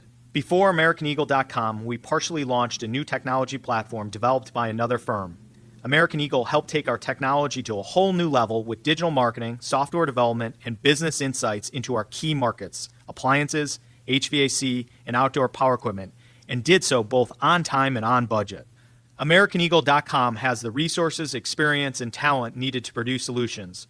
Our new technology platform, developed by AmericanEagle.com, has produced tremendous results with higher traffic, conversion, engagement, and online revenue.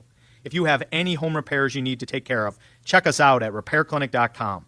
If you need a world-class website or technology project, then I would highly recommend AmericanEagle.com. Call AmericanEagle.com at 773-NETWORK. That's AmericanEagle.com, 773-NETWORK. This is Jordan Walker. Celebrate Black Heritage Day, presented by your quality Ford dealers on Sunday, June 28th at Busch Stadium. This special culture and community event honors the impact, history, and legacy of the Black community in baseball and beyond. With a special themed ticket, you'll receive an exclusive Cardinals jersey designed by Corey Rogers. And don't miss a special heritage celebration in Budweiser Terrace before the game. Details and tickets at cardinals.com/theme. The weekend starts at Busch Stadium.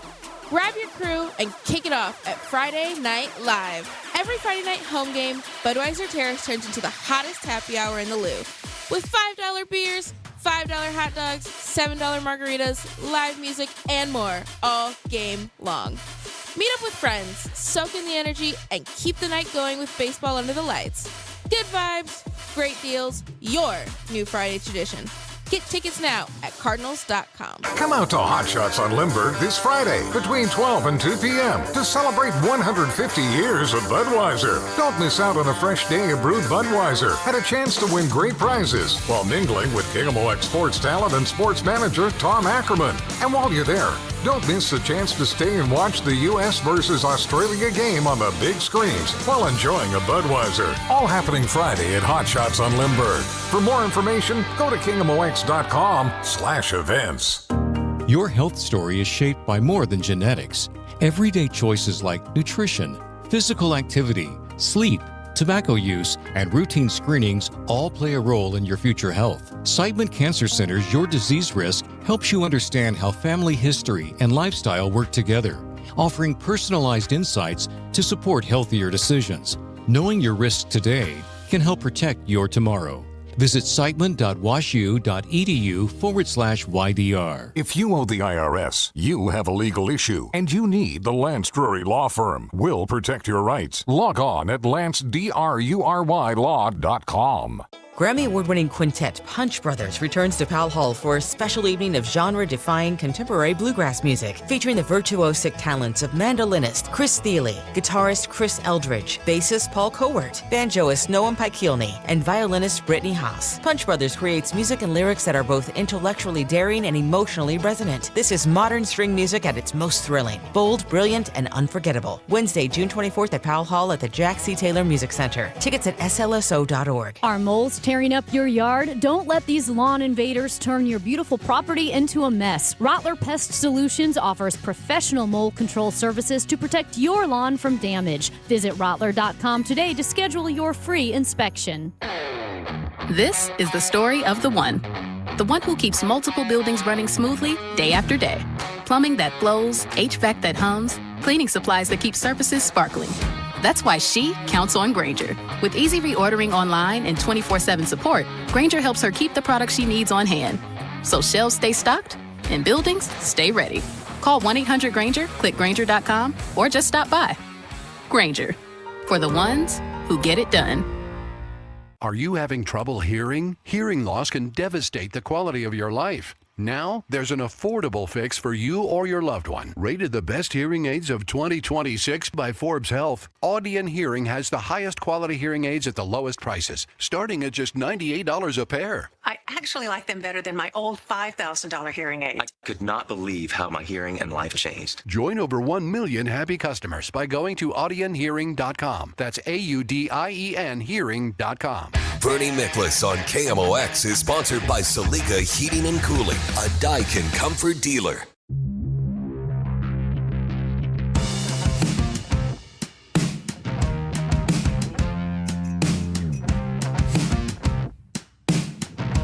Back at it on KMOX. It is a Gray Bar Sports Open Line. My name is Matt Pauley. Have you till 8 o'clock tonight, a little bit after 6:20 on a Wednesday. That means it's time for our weekly conversation with Bernie Miklasz, where you hear him all over here, KMOX, Redbird Rush Hour, Gas House Gang, Dave Glover Show, Sports on a Sunday morning. And here on Sports Open Line, you also read him and watch him over at STL Sports Central. He's doing 5 videos a week. I used to say 5 columns a week, but it's now closer to 10 because he's got his new morning column in addition to his afternoon column. The man does not stop working, and he joins us right now here on Sports Open Line. Bernie, always good to talk to you. How are you? Always look forward to having this segment with you each week, Matt. Good to be with you, man. I'm the first thing I do every morning after I figure out, what time it is, what day it is, where I'm at, and all that sort of stuff, is I read your morning column that you just started doing here recently. It's a really good way to kind of get my sports day started. And heavy emphasis on the Cardinals, and there's some mornings where I don't have as much time as I would like to maybe fan out and hit on some other things with sports. I mean, it's because you just ran through all of my obligations. So sometimes I just have a time crunch, but I think it's a good way to kind of reset the day. Like, with the Cardinals, for example, it's a good way, get a column up at 8 in the morning, 8:30, 9 a.m. to sort of like, okay, here's why they won. Here's why they lost, some developments with the team, some notes and some statistical stuff, trends. I think it's a good way. I do think it's a good way to start the day because it catches you up. And it's a good way for me to start the day because it gets the juices flowing. The punching bags for the last week or so have largely been not just from you, from everybody. The punching bags have been Kyle Leahy and Matthew Liberatore, just in terms of them not providing the Cardinals really what they need. Today, Leahy went 6, 3 runs on 7 hits. So that's fine. I mean, if we view him as a fifth starter, where you can take that every time out. But more importantly, I do like the fact that it seems to be a step forward. And if he doesn't take steps back, all of a sudden, what we've been talking about for the last week, 2 weeks, starts to quiet down a bit. Yeah, I mean, I've been pretty rough on those guys because I see the other 3 people in the rotation doing really, really well, all things considered, really, really well. And I see Leahy and Liberatore up to this point kind of holding back the rotation. They clearly have been the 2 weak links of the rotation. I mean, that's a fact. And this doesn't mean that I don't want to see him do well or I'm rooting against him. I thought Leahy was solid today. I mean, like you said it just right. It was a step forward. I mean, this is only the second quality start he's had, I think, or actually only the second time he's went 6 innings, but it was a quality start. And I wasn't thrilled. I like the fact that he had 7 strikeouts and he only walked 1. I think that's what it was. I wasn't thrilled though with the leadoff walk to start the game because it basically gifted a free run to the Padres. So he's got a ways to go. But listen, that was, based on what he has been doing, that was a step forward. But what happens next time? So we have to wait and see. He allowed the leadoff hitter to get on today in 3 of the 6 innings. And you've seen worse, but that for a Kyle Leahy, that forced him to work with runners on, essentially half the time today. If there's one criticism I'm really going to have of him today, it's the fact that the leadoff hitters were getting on against him. I agree. And he was, pardon the cliche, but that's playing with fire. The thing, though, the Padres offense is pretty bad. I know they got 6 runs because they scored 3 on the Cardinals bullpen with, some of the mop-up guys or whatever. But, yeah, you do that against a much better offense than the Padres bring to the competition. Then, you're asking to really, you're flirting with some big innings and things like that. He can't do that. He just can't. I was joking earlier about the fact that I get things wrong, and previously in his tenure, I was really excited about Chris Roycroft, and I'm still excited about kind of the under-the-hood stuff with him. He throws the ball really hard. He's tall. There's some definite attributes about him. If you can bring it all together, he can be a very, very good reliever. I mean, 2 years ago, we were talking about this guy as maybe being in the conversation for who that closer was going to be post Ryan Helsley. Well, now we're talking about a guy with a 15 ERA, hadn't put up very good numbers at AAA. And Bernie, as much as I like the guy and I like some of the pieces about him, I'm starting to fall off here because it's just not happening for him at the major league level. he's got a lot of talent. He's got great stuff. The problem is between the ears, and that sounds like a cheap shot. I'm saying this out of empathy because I'm going to follow up with something. We all know, we've seen him. As soon as something goes wrong in a major league appearance, he just kind of loses it. Whether he loses his confidence, whether he loses his composure, or both of those things, he just kind of falls apart. My question is, and I mean this with absolute respect and empathy, I wonder if he's ever, or someone has suggested that he work with a sports psychologist, because sports psychologists can actually help. They've helped a lot of guys who have that type of problem. And there's got to be a way, there's got to be some mechanism, some coping mechanisms or something to where he can sort of hold everything together, as soon as the adversity strikes in a game. Because it would be terrible to waste that talent. So they need to try everything they can to get him through this big problem that is preventing him from becoming a good major league reliever, because he goes back to AAA and he's lights out. Although that really wasn't the case early this season. So I don't know what's going on with them there. Yeah, I don't know either. And yeah, it's disappointing because I know what he can do. And look, Bernie, he has given up a lot of hard contact. What I'm about to say is not an excuse. It's not me saying he's unlucky, because whether he had the most luck of any pitcher in baseball, he'd still not have good numbers because he's given up as much hard contact as he has. But that being said, and it goes to your point, there's been some unluckiness that have gone. I mean, there has been that soft contact against him in those moments where maybe it's a soft contact thing that gets something started, or he gives up some hard contact and then he thinks he's out of it, and a dribbler gets through. It is a combination, and I just feel bad for him because I see the good moments, but I see the not so good moments that could have been better moments for him all at the same time. Yeah, and he could be an asset if he could just get things in order. He really could. And listen, let me tell you about a guy. Well, you know this already. I don't mean to say, let me tell you. That sounds like arrogant. I don't mean it that way. It's just, let's talk about a guy who I think not too long ago was in the same predicament. We're talking about Matt Swanson. Yeah.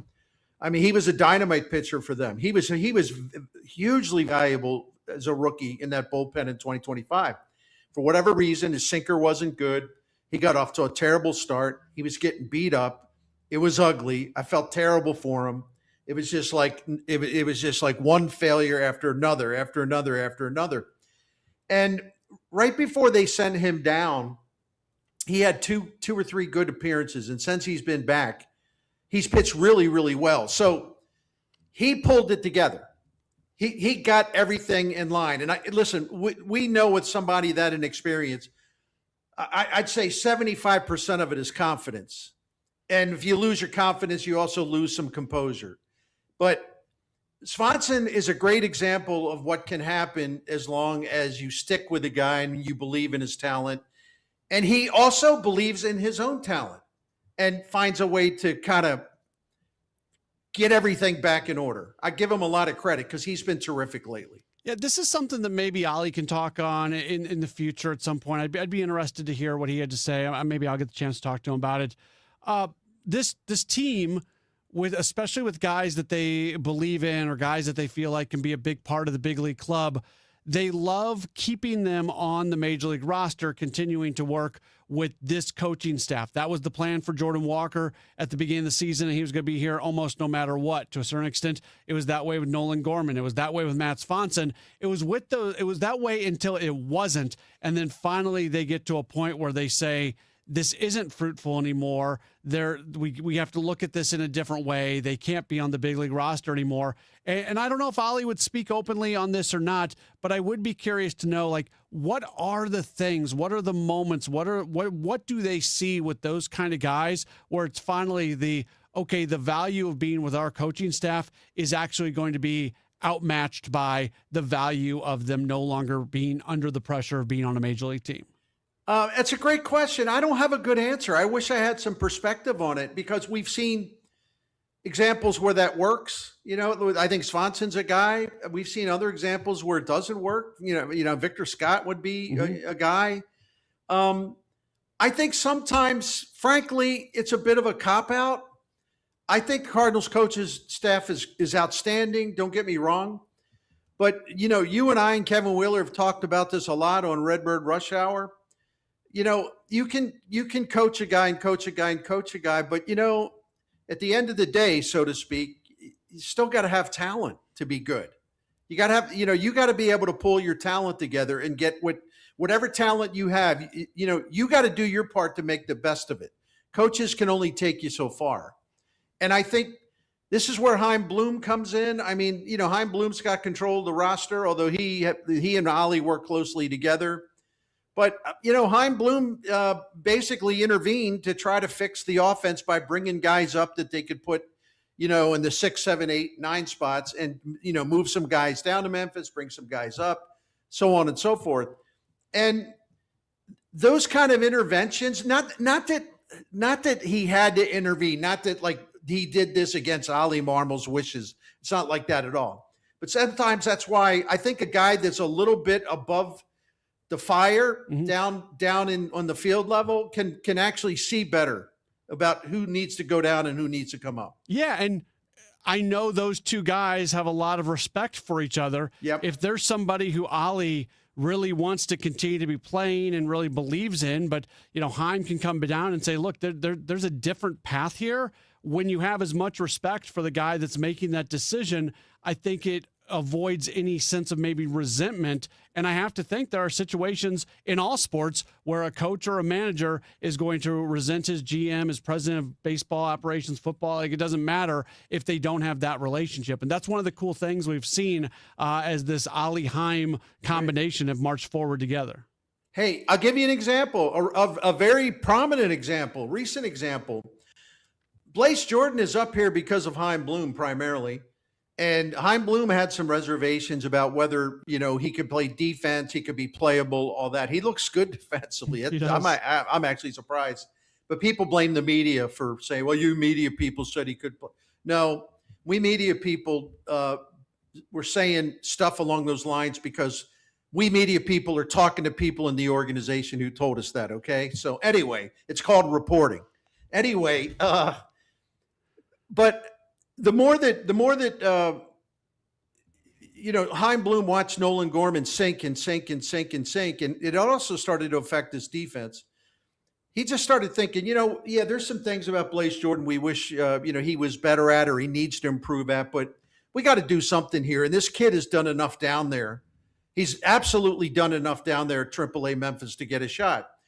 And listen, I think there was a time where Ollie would not have been thrilled with this because Gorman was playing really well defensively, and they thought that they could salvage Gorman offensively.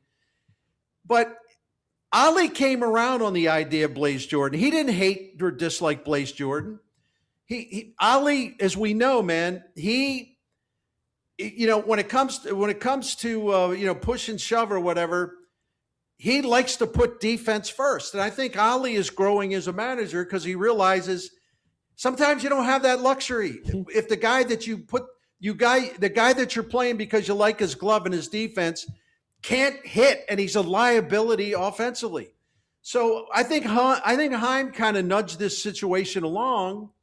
And I think by the time Blaze Jordan, the decision was made, I think Ollie was fully on board and really enthusiastic about it. I'll be honest with you, confide in, just to be totally forthcoming. I talked to both of those guys Friday to get a handle on, how this was all playing out. And I thought Ollie really was enthusiastic about this, and it wasn't an act. But see, this is what happens when your guy that runs the baseball operation and your manager have a great relationship, and they're totally candid with each other, and they will listen to each other. And they will say, well, wait a minute, you make a good point here. The more you talk about that, the more I think I could see you're onto something. That's what's so valuable about this relationship. And I got to say, it's still, I don't think it's anywhere near what it used to be, but it still bugs me that there are people that just can't understand why Chaim Bloom kept Ollie Marmol. Well, he knew he could work with him, and more importantly, they could work together, and they could have honest disagreements, and they could come to a consensus, and they never hold back their feelings. They will be totally candid with each other. I mean, that is a huge part of the managerial experience. You better have a manager and a front office head that are totally on the same page. If you don't, why would that be good? They won it. And right. They're in a really good spot right now. Just a few more minutes with Bernie Miklasz joining us here on the program. Bernie, just going back to that Dustin May start a few days ago. Yeah, I'm at the ballpark almost every game, and I get to watch the greatest baseball players in the world do great things. And I think sometimes I take it for granted, and then you see something and it just knocks you in the face on how special it is. And it wasn't just Dustin May, who was beyond spectacular. It was Lars Nootbaar making an amazing catch in left field. It was Mason Wynn, not just making great plays at shortstop, but the emotion that he had as he was running off the field, and just the fact that he cared so much, just oozing out of him.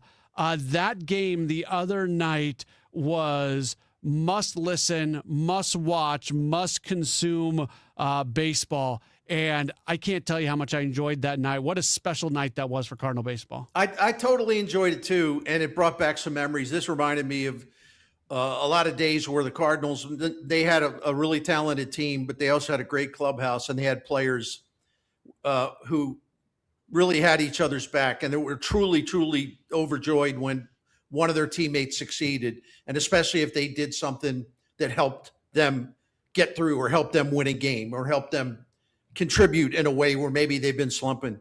And I think there were some echoes and some shadows of that the other night.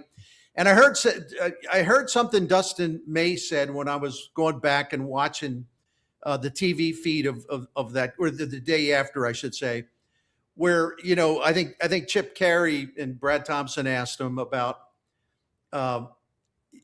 being with this team. And Dustin May said, in effect, it's made all the difference in the world.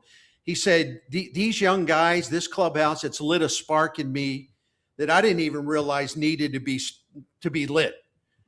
Like they ignited something in me that I didn't even realize needed to be ignited. I mean, I was kind of blown away from that because it fits in exactly what you're saying. So when we all talk about, chemistry in the clubhouse, talking about how important it is, you got to have a talented team. But if you have a great clubhouse and you have a great culture, and you have guys like Dustin May, where he embraces his teammates. He sees how cool and how into it these young guys are and how they support each other. It gave him, he's so grateful to be a Cardinal. And that's the kind of thing you want to hear. Absolutely. Last thing for you. Last night, the big story across the organization, Joshua Baez, you talk about an amazing story. 4 home runs, that in itself is amazing. It happens on the anniversary of his father's death. I guess he and some people kind of got together for a prayer after the game. Him and his mom. Him and his mom. I mean, it was an emotional night. It was a special night. We know this guy's going to be a Cardinal at some point soon. Like that part of the conversation actually is a side part for me. He'll be here when he's supposed to be here, and they're getting okay production right now. But just for him to have that night and for it to be on that anniversary, what a remarkable evening. Everybody, and you know this. You were at spring training a lot. You know this. I'm telling you what you already know, but everybody with the Cardinals says, he is just a great person. Like, he's just a wonderful guy and has a great attitude and totally gets it. And he's going to be a great Cardinal in a lot of ways. And that's one of the ways too, because he'll be a future team leader, I believe. He'll be 23 later this month. But the timing in this is interesting. I'm not trying to be some fake big shot and act like I know what the plan is as far as timing when he'll be brought up. I don't know that.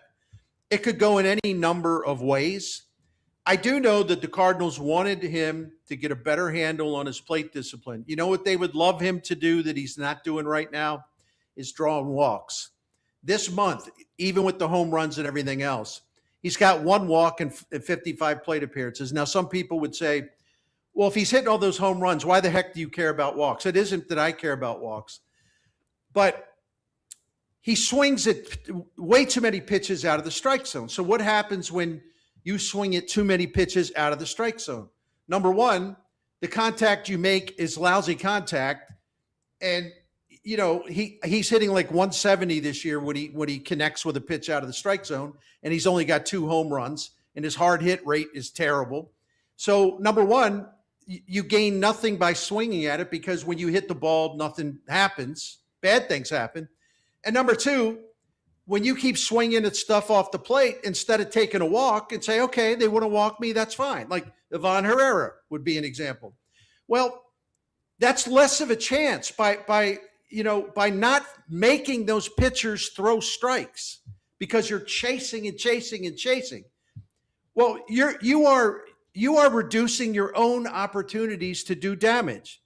And when he comes up to the majors, they're going to read all the notes. If he doesn't get a handle on this chase thing, where he's chasing in the minor leagues, he's like in the bottom 4% of chasing pitches out of the strike zone. That's not good. What do you think major league pitchers are going to do? All right, they'll see if he can hit a fastball first. Yeah. And then when he shows, okay, kid, tip of the cap to you can hit fastball. Now we're going to put you through the ringer. And they're going to throw junk. They're going to just do all this stuff to confuse him. He's going to be, and if he starts chasing everything, well, what do you think it'll happen? They'll keep throwing pitches to get him to chase. And if he takes the bait, he's not going to develop at the major league level, or it's going to set him back. So people listen, man, I was excited when the 4 home runs. I was jacked up. But there's a bigger picture here. And Chaim Bloom is smart enough and deserves, Rob Cifolio, they all deserve the benefit of the doubt. They know these guys. They know what they need to do to be ready to come to the majors. So I respect that. They love this kid, but maybe not quite ready yet. And they have a reason for it. It's not like they're being mean. They have a good reason for it. Yeah, and there's a recent history in guys who are rushed, and even guys who are putting up big numbers. You can be rushed even putting up big numbers.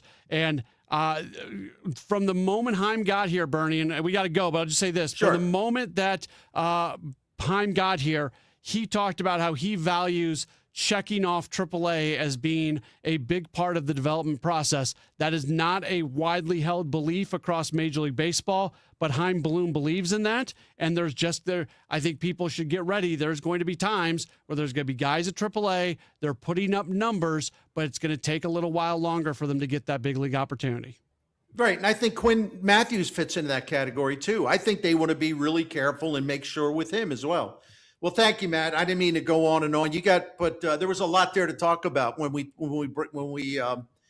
Josh Baez is the topic. Yeah, absolutely, and that's a conversation that will continue here moving forward. I appreciate your time, Bernie. Before you let us go, though, can you tell us a little bit about our friends over at Saliga?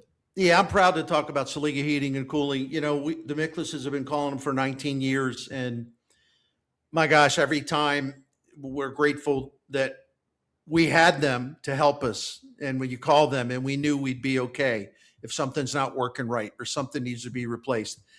And listen, Saliga Heating and Cooling, the family continuously has owned this business for 100 years. 1927 is when it started, and they're still in the same building down on Gravois in South City. And Dan Saliga runs it now, owner, operator, the fourth generation. And they've just built this great reputation for their honesty and their integrity, their knowledge, the fact that they know how to talk with people that call them as far as communicating, explaining options, explaining you could get, for example, a less expensive solution. They'll recommend that if it makes sense. They're gonna guide you, and they're gonna show you respect because they want you to trust them, and they want to earn that trust and keep it. So you should benefit from that. They're outstanding. If you want to find out more about Saliga Heating and Cooling, you can get the phone number. You can find out about the maintenance club, the Priority Club, which is a maintenance program. You'll save money on that. as we have. All the info, including the phone number, is at SaligaHeatingandCooling.com. Thank you. We are on the biggest stage in the world right now, and you know I am talking about soccer. The whole world is paying attention, and FanDuel has decided to change the game. And as you know, if you bet soccer, that sometimes your player gets subbed out, and then what happens? Your bet goes with them. Well, FanDuel says we have a better way to do it. That's not happening anymore. With FanDuel Super Sub, if your player is subbed out, your bet stays in. That's right. If your player leaves the match, your bet continues with the substitute. So you are still in it until the final whistle. Just go to FanDuel.com/Missouri to get started now. I've been telling you about this app for many, many months. I love using it. It's easy to use. All the information you need is right there. FanDuel.com/Missouri.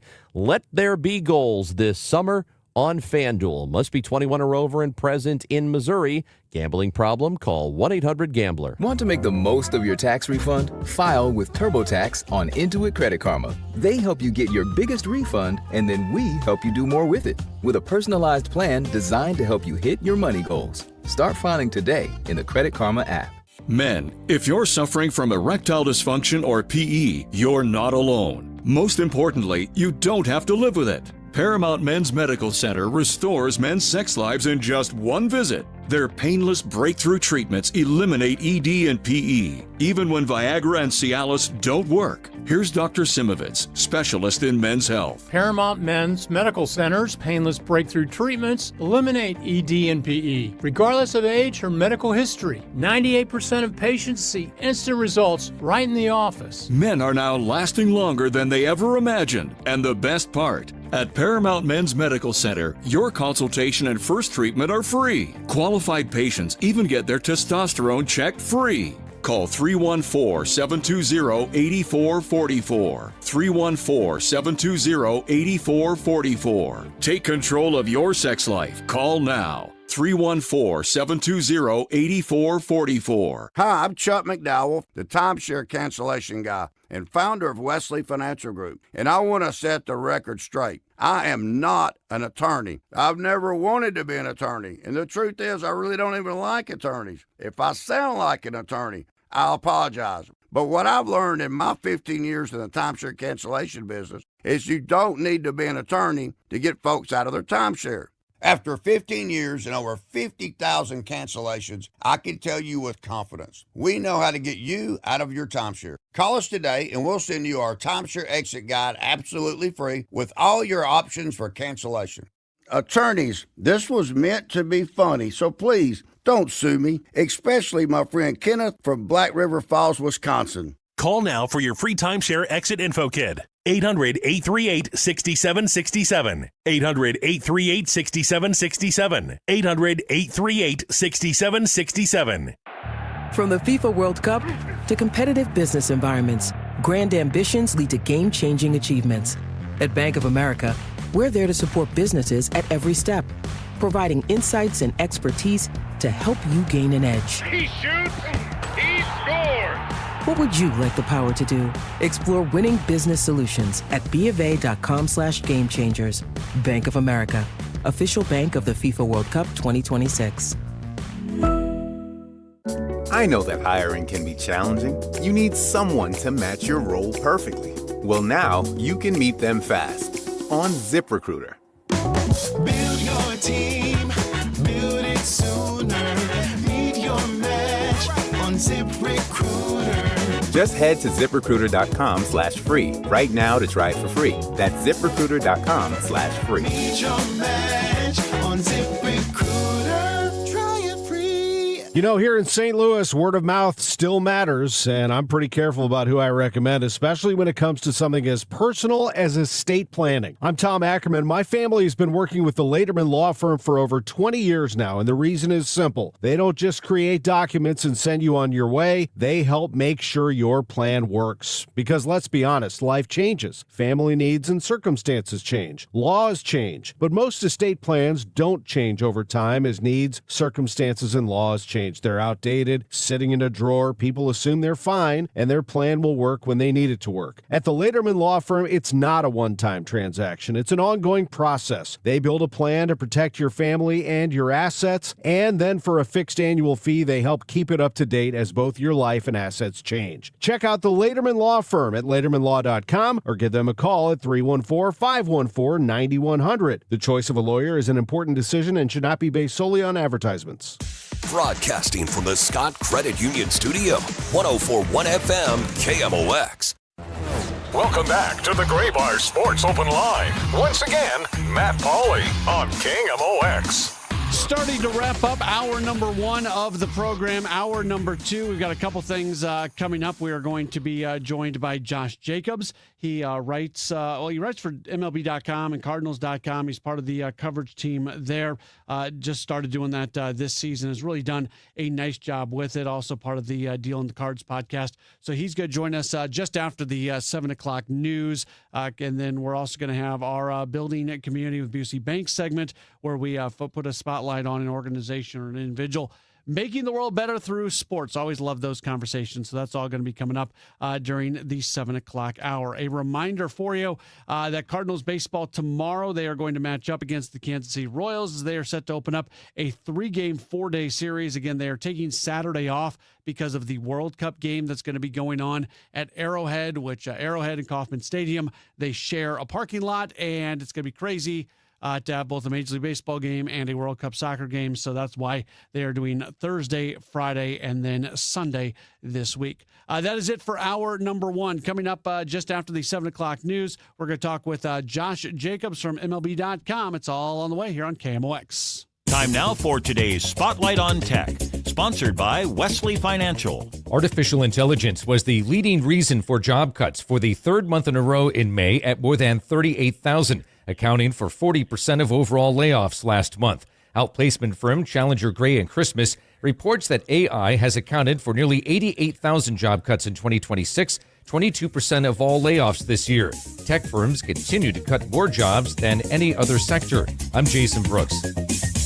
My name is Whitney Allen, and I'm a widow. My husband, Ryan, died. We never thought we'd ever have to use life insurance, but the unexpected happened. With Ethos, signing up was fast and 100% online. You can get a quote in seconds, apply in minutes, and get same-day coverage. No medical exams, and you can get up to $3 million worth of coverage. I'm grateful we were prepared. Get your free quote at ethos.com/radio. That's ethos.com/radio. Paid spokesperson. Time spent on application may vary. Online health questions required.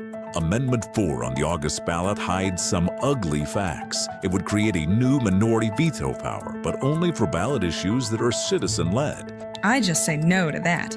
Amendment 4 permanently ends majority rule for citizen-led ballot issues. I'm a no on 4.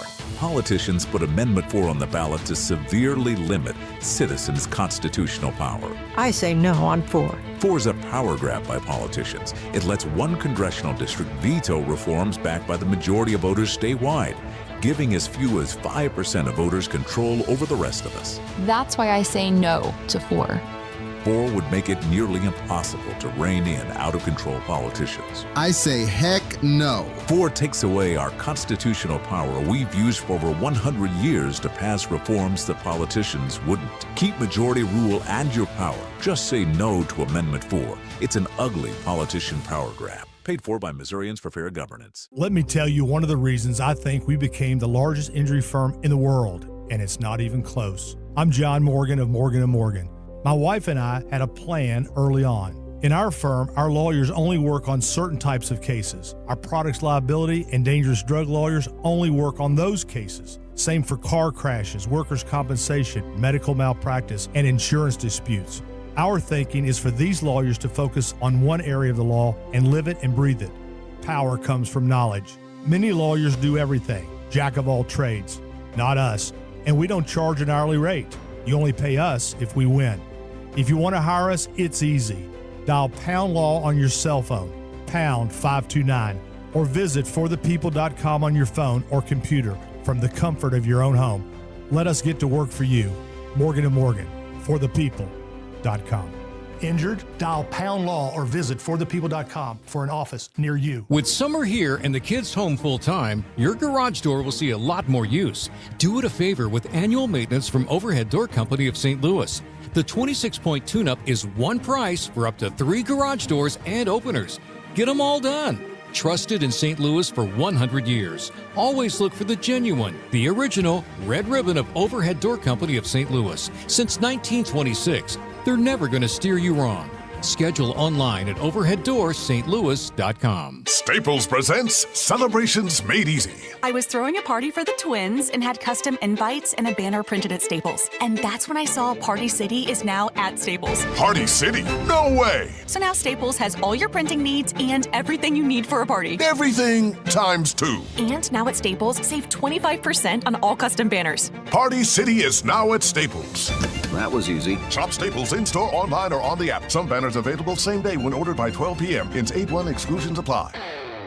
This is the story of the one who keeps multiple buildings running smoothly day after day. Plumbing that flows, HVAC that hums, cleaning supplies that keep surfaces sparkling. That's why she counts on Grainger. With easy reordering online and 24/7 support, Grainger helps her keep the products she needs on hand. So shelves stay stocked and buildings stay ready. Call 1-800-GRAINGER, click Grainger.com, or just stop by.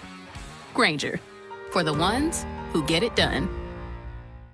At EasyCater, we believe every workday gets better with great food. The 9 a.m. staff meeting? How about breakfast burritos and lots of coffee? Big client presentation at noon? Let's do Mediterranean bowls. Accounting's gotta work late. Keep them pepped up with spicy noodles. With EasyCater, you get a huge variety of favorite restaurants with tools to help meet dietary needs and stay on budget, all on one platform. So make every workday better with EasyCater. Start an order at easycater.com. The trusted voice of St. Louis. KMOX AM St. Louis. KMOX FM Hazelwood. Always live on the free Odyssey app. ABC News, I'm Dave Packer. President Trump says he signed a memorandum of understanding with Iran today to end the war. It lifts a blockade of Iranian ports, rewards Iran for reopening the Strait of Hormuz, and the agreement lifts sanctions on Iran, letting them resume oil sales. And it says Iran and Oman will administer the strait, something that was not the case before the war and could open the door for Iran to eventually collect fees from tankers and cargo ships. The U.S. also committing to release billions of dollars in frozen Iranian assets. Iran reaffirms that it shall not procure or develop nuclear weapons.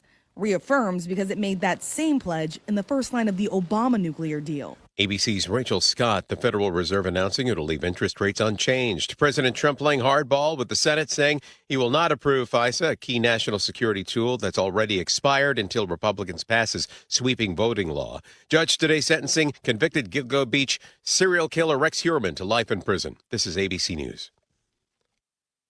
Despite rising prices, retail sales rose nearly 1% in May compared to April, surpassing expectations. Sales got a boost from generous government tax refunds in both April and May, though economists say that cash cushion is starting to fade. The U.S. Labor Department is telling states to take immediate action to combat fraud, waste, and abuse in their unemployment programs, warning funds could be withheld if they don't.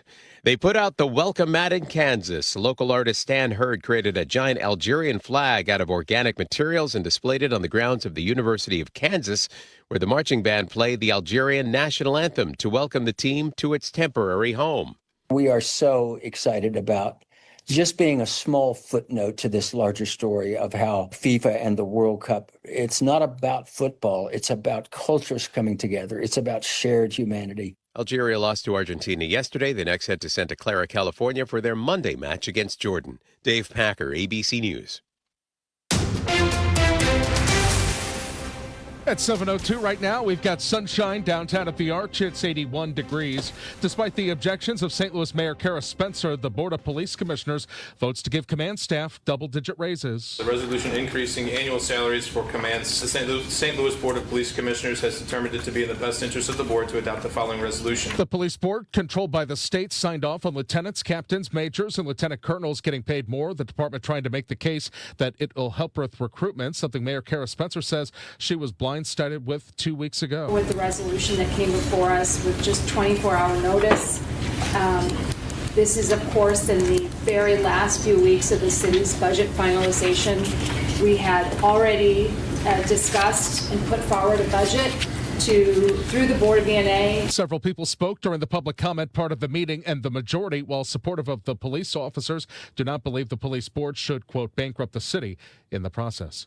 Metropolitan Sewer District has issued a precautionary sewer backup advisory for the several blocks surrounding that big street collapse at Broadway and Biddle. MSD's Beth McCoy tells KMOX this is an unusual advisory. Right now, with this street collapse and water main break, we have a 12-foot by 12-foot sewer that is going to be taken offline. We're doing that to protect the hole and ultimately to try to reduce any more damage to that hole that could threaten the integrity of the interstate. McCoy says this means there's a 12-foot sewer main that is not operational. Now, during dry weather, that would be fine because MSD has pumps to make sure regular flow is being diverted. But during rain, that's not the case. There are 3 zones, red, orange, and yellow. Red being the highest risk. The risk expected to continue until the sewer main is repaired and return to service. Maria Aquina, KMOX News. A Northwest Missouri man is among several people now facing federal charges in a failed plot authorities say targeted the latest major event at the White House. Investigators say the group was planning an attack during a UFC fight scheduled on the White House lawn, with alleged discussions about targeting elected officials and other high-profile figures. Federal documents say Daniel Eskridge of Kidder, Missouri, is accused of helping coordinate the plan through online group chats where members talked about using drones to carry explosives. The FBI investigation was prompted after the parents of a 19-year-old Ohio man contacted law enforcement worried about his behavior and recent firearms purchases. Court records claim Eskridge encouraged others to contribute money for equipment and played a key role in the group. A search of his home reportedly turned up multiple firearms and tactical gear. Federal officials say the plan was stopped before it could be carried out. Ashley Bird, Missouri Net. If you're looking for a second team to cheer for during the World Cup, a new survey says that Missouri's answer is pretty clear. Covers.com ranked Bosnia and Herzegovina #1 in the state, besides the U.S. team, of course. They're backed by nearly 9,000 Bosnian-born Missouri residents. St. Louis is one of the largest Bosnian communities in the world, so when Bosnia plays, it's not feeling like a foreign match around here. DR Congo, Germany, Jordan, and Iraq round out the state's top 5. Overnight scattered showers and storms could be strong to severe up until midnight. Low temperature 70 degrees. For tomorrow, mix of clouds and sun. It's going to be breezy, not as windy, and cooler with a high of 79 degrees. Tomorrow night, 62. For Friday, sunshine and 84. Live look at the radar right now, and for the most part, the St. Louis area is pretty clear. There are some showers around Jerseyville, up through Carrollton, and some heavy rain around Whitehall, Illinois right now. Tornado warnings around Springfield, Illinois. That is out of our area. Right now, downtown at the Arch, we've got bright sunshine, 81 degrees. I'm Michael Calhoun, KMOX News. Welcome back to the Gray Bar Sports Open Line. Once again, Matt Pauley on KMOX. Back at it as we get into hour number 2 of a Gray Bar Sports Open Line. Again, Cardinals losing earlier today to the Padres. They get back at tomorrow night. They'll take on the Kansas City Royals. So no Sports Open Line tomorrow night. We'll have about 45 minutes or so of Redbird Rush Hour leading in to coverage of Cardinals baseball. I love it when folks do really good work and they get recognized for that work, and then they are able to turn that into something even more, and that is definitely the description of our next guest. You read them at MLB.com, Cardinals.com, part of the team providing our coverage of the club. Somebody who is also the host of the Deal in the Cards podcast, has been writing online for a while, getting the opportunity to work with Cardinals.com and MLB.com this year. He is Josh Jacobs. You follow him on Twitter at JoshJaco98. Josh, thanks for taking some time. Welcome on to KMOX. Hey, Matt. Thanks for having me on, man. That was too kind of an intro there, but it's been fun to cover the team for a while now, and obviously this year's been a much different start. I mean, I just jumped in 2022, so I got a little bit of a good stuff, but I'm sure the fan base right now is really enjoying what they're seeing on the field. Yeah, what's it like for you when you've been doing so much stuff online and you get maybe that phone call or that email or the text, however they reach out to you, and you get that opportunity to do stuff with Cardinals.com?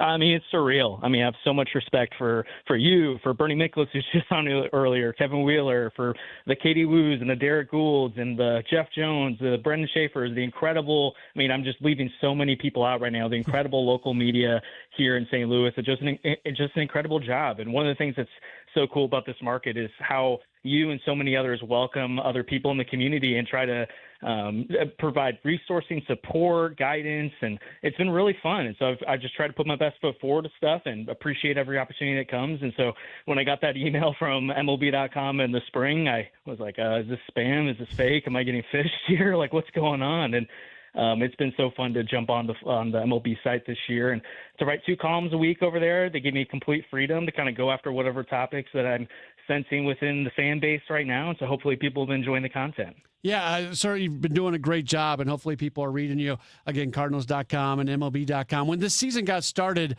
expectations were not high, as we're not that far out from the halfway point of the season, and the team continues to play very good baseball, 8 games above 500, holding that top wildcard spot, and we continue to wait and see what this is going to look like here moving forward. But Josh, I don't know about you, it feels like a lot of the things they're doing well are sustainable. Do you feel like we're getting to the point now where we can say this is who this club actually is?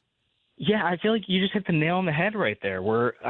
Plenty of people have brought this up, and it's a fair point. You look at the Cardinals' record in 2025 and 2024 around this time, and it actually wasn't all that different. They were pseudo contenders in the month of June, and then things kind of fell off in July and August, and their cracks started to show. The things that felt unsustainable began to really be their disarray. And now you look at this Cardinals team right now, and there's a top 4 in their lineup that are young studs, and J.J. Weatherholt, Ivan Herrera, Alec Burleson, and Jordan Walker, and they're not a facade. They're putting together production that can grow over time. You see the ability for them to continue to tap into more.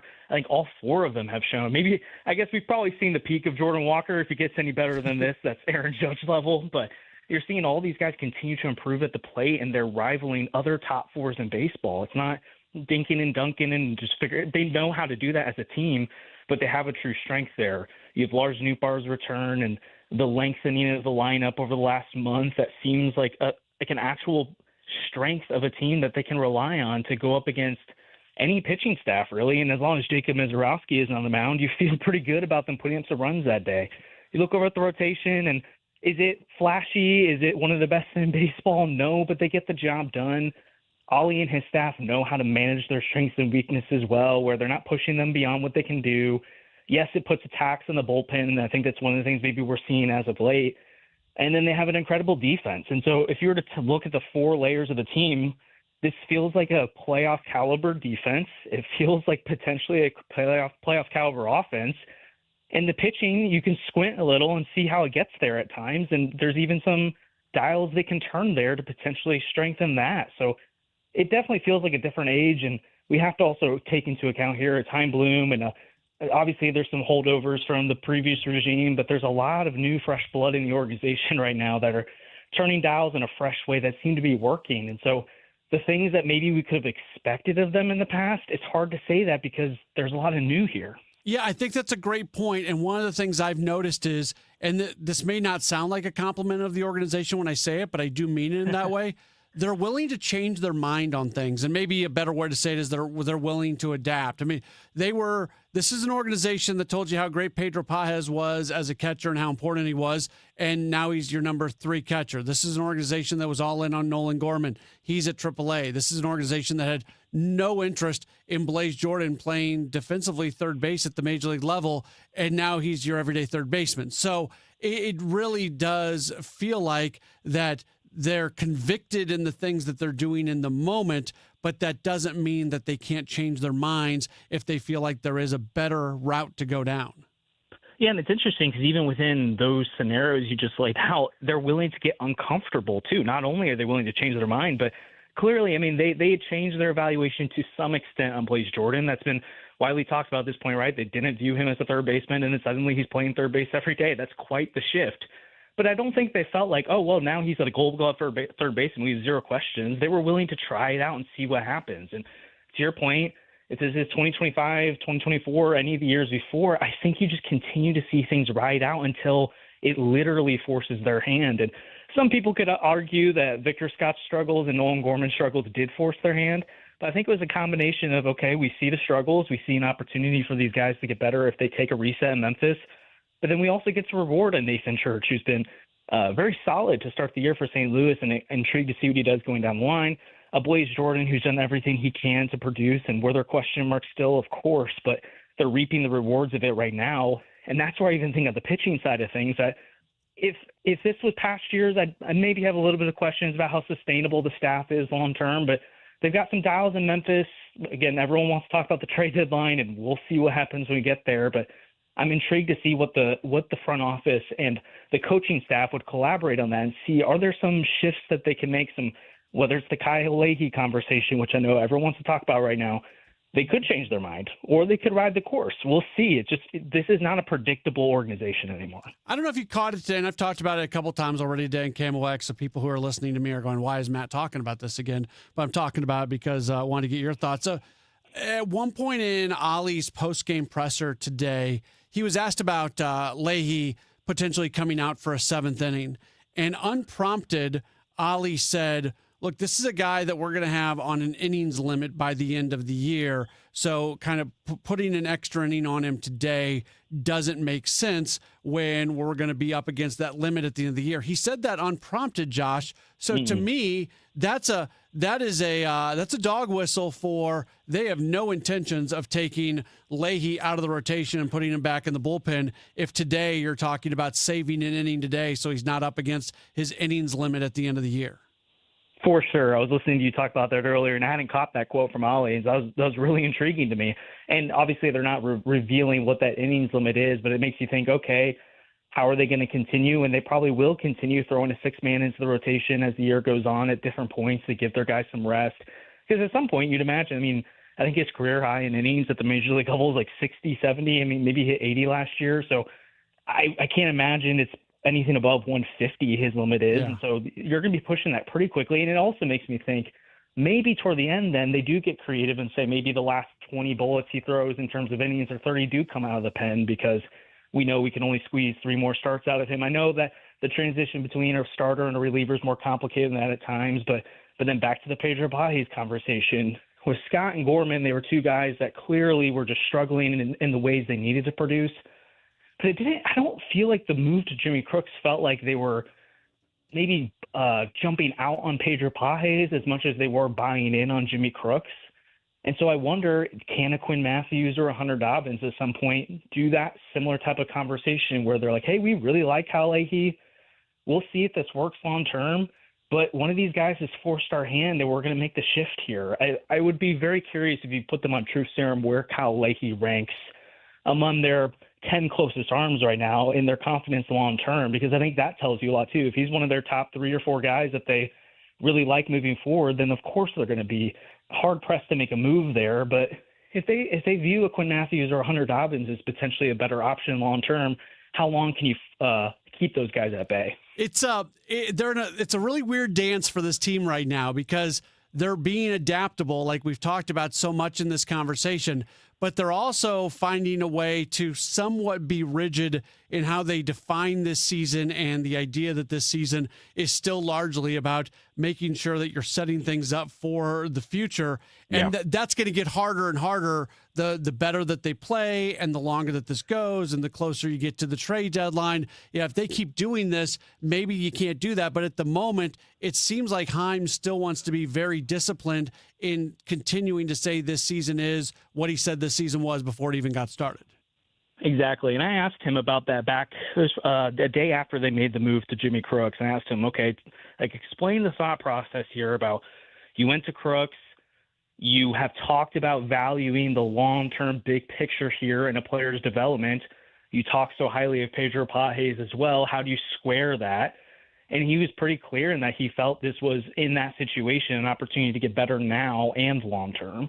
And so I think that's probably the scope they're going to continue to look through with all of these of, even if someone can make the argument that today a certain move would be better for the Cardinals, to your point, if it's not better for them in May 2027, then that's probably not the move they're going to make. But if they can find that perfect overlapping moment where, hey, there's a player that's earned opportunity now, or there's a player maybe struggling at the major league level that we need to reevaluate, then they make that call. But even with how much success they're having right now, I think we're going to have to see another month of this before they really start to, if this is a teeter-totter of the future versus the present, obviously the future is getting most of the weight right now.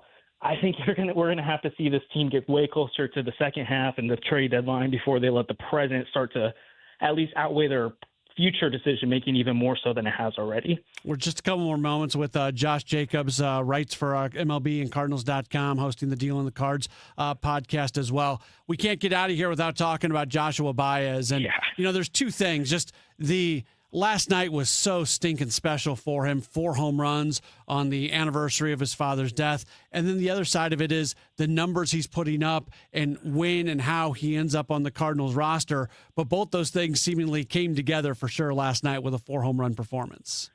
Yeah, and like you said, it's just an incredible moment for him on the anniversary of his father's death, and it sounds like you talked about that some of his friends or family and teammates maybe prayed together afterward just to kind of acknowledge that moment. It's just an incredible moment for him. And long term, or I guess in the present, would I be shocked if Joshua Baez is on the roster in the next few weeks? I can't say that anymore because of how the Cardinals have made some shifts that we've all kind of thought they weren't going to make, but it's been well documented. There's plenty of stuff for him to work on still in Memphis.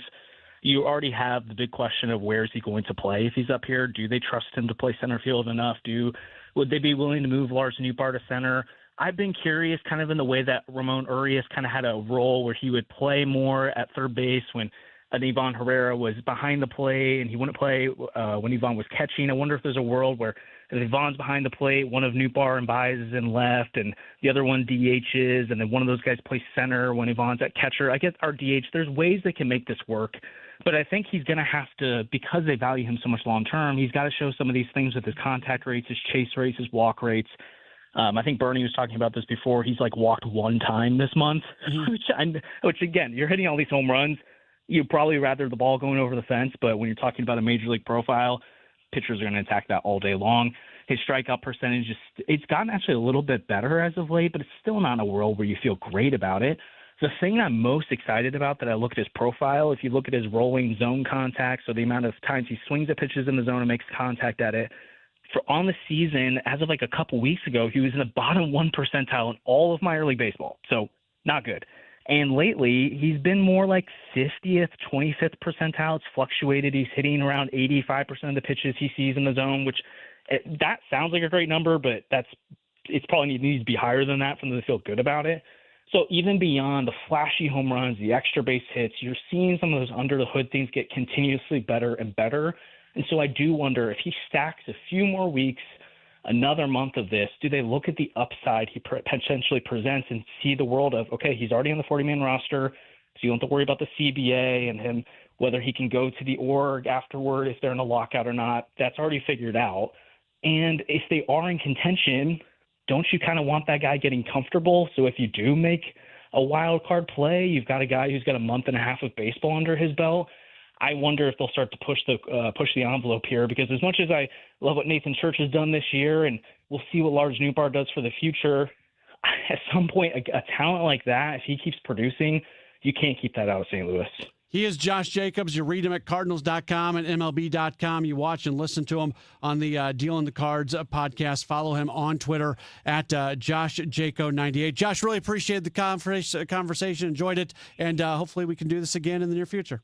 Yeah, thanks, Matt. I really appreciate you having me on. Awesome. Very good. Josh Jacobs joining us here on the program. We'll take a break. We've got more coming up in just a moment. This is a Graybar Sports Open Line on KMOX. Onyx, I keep having stomach issues. Please make me a doctor's appointment. Okay, are you suffering from diarrhea, bloating, gas, or oily stools? If so, you may want to ask your doctor if it could actually be a problem with your pancreas, called exocrine pancreatic insufficiency, or EPI. My pancreas? How is EPI treated? A prescription medicine like Creon, pancrelipase, is used to treat people who can't digest food normally because their pancreas doesn't make enough enzymes. Creon is the #1 prescribed treatment for EPI. Creon may increase your chance of fibrosing colonopathy, a rare bowel disorder. Tell your doctor if you have a history of intestinal blockage or scarring or thickening of your bowel wall, if you are allergic to pork, or if you have gout, kidney problems, or worsening of painful swollen joints. Call your doctor if you have any unusual or severe gastrointestinal symptoms or allergic reactions. Take Creon as directed by your doctor and always with food. Do not chew capsules, as this may cause mouth irritation. Other side effects may include blood sugar changes, gas, dizziness, sore throat, and cough. These are not all the side effects of Creon. You can learn more at 1-800-633-9110. Before your appointment, visit creoninfo.com. That's CREON info.com. What to tell you about my friends over at i3 Broadband? They are the internet service provider in the Pauley household, and thankfully so. I've lived in a few places. I've had internet from a bunch of different companies. You just kind of learn to deal with it not being great. And then you get i3 Broadband and you realize what home internet can actually be. This is the first time in my life that I've been passionate about my home internet service. That's how good i3 is, because they make everybody else just look absolutely terrible. They do the three things that you really need. They are reliable, incredibly reliable. Every other internet provider I've ever had, you just have the random dropouts at weird times. Sometimes you have the longer dropouts. That really doesn't happen with i3 Broadband. Reliability is awesome. Speeds are great. Their gig service, you can get 1 gig, 2 gig, 8 gigs. They are always going to mirror their upload and download speed. That is a big deal in just making sure that the speed is real. And then from a price standpoint, I never feel uncomfortable with what I pay every month. It's the first time I feel like I'm not getting gouged for my internet. And by the way, they're currently offering their longest price guarantees ever on their gig speed internet services. That means true budget certainty with no exploding promotional prices, absolutely no data caps, and they're going to install everything in professionally as well. They do a great job with that. It is fiber right into your house. See if they're available in your neighborhood. That's the first thing I would tell you. i3broadband.com/radio, i3broadband.com/radio, and you can go ahead and get better internet right now, i3broadband.com/radio. The cookie cutter approach works well if you're making cookies, but not so well when you're trying to plan for retirement. If you want a customized income strategy, call Steve All and his team at the All Financial Group today, 636-230-8824. Or go to yourmoneymattersstl.com. Investment advisory products and services made available through Impact Partnership Wealth, LLC, IPW, a registered investment advisor. Insurance and annuities offered through Steve All, NPN number 153-07419. Man, I love this place. I've been surfing here since I was a kid. Now, seeing my grandson out on the water, it means everything to me. Watching him and taking in the blue waves, the sea breeze, the blurry horizon. If you have geographic atrophy, or GA, subtle changes in vision could mean it's progressing toward irreversible vision loss. Izervay is proven to slow GA progression and could help preserve your vision for longer, so you may keep seeing the world around you. Izervay, or avacincaptad pegol, is an eye injection. Don't take it if you have an infection or active swelling in or around your eye. Izervay can cause eye infection, retinal detachment, or increased risk of wet AMD. Izervay may cause blood in the white of the eye, blurred vision, or a temporary increase in eye pressure. Do not drive or use machinery until vision has recovered after an eye injection or exam. Ask your retina specialist how you can slow your GA with Izervay. To learn more, call 1-855-IZERVAY or go to izervay.com. Paid for by Astellas Pharma. Are moles tearing up your yard? Don't let these lawn invaders turn your beautiful property into a mess. Rottler Pest Solutions offers professional mole control services to protect your lawn from damage. Visit Rottler.com today to schedule your free inspection. If your retirement plan is mostly what if and a little fingers crossed, you deserve better answers than that. Check out Wealth and Wisdom Saturdays at 7 a.m. here on KMOX. I'm Gary Goldberg. Call 800-966-1690. Still here, still trusted. The voice of St. Louis, KMOX. It's a Great Bar Sports Open Line right here on KMOX. We're talking mostly Cardinals baseball today, although we do have our building community with Busey Bank Beyond the Game segment coming up in our next segment. Every week, we put a spotlight on a different person or organization making the community better through sports. A little different. It's not the classic sports talk segment, but I really enjoy being able to talk with people who are making the community better. So we're going to do that coming up in just a few minutes. I had to openly laugh on this comment that we just received from Deadly on the stream, talking about Joshua Baez. Says, The dude hit 4 dingers, and we're talking about a walk rate.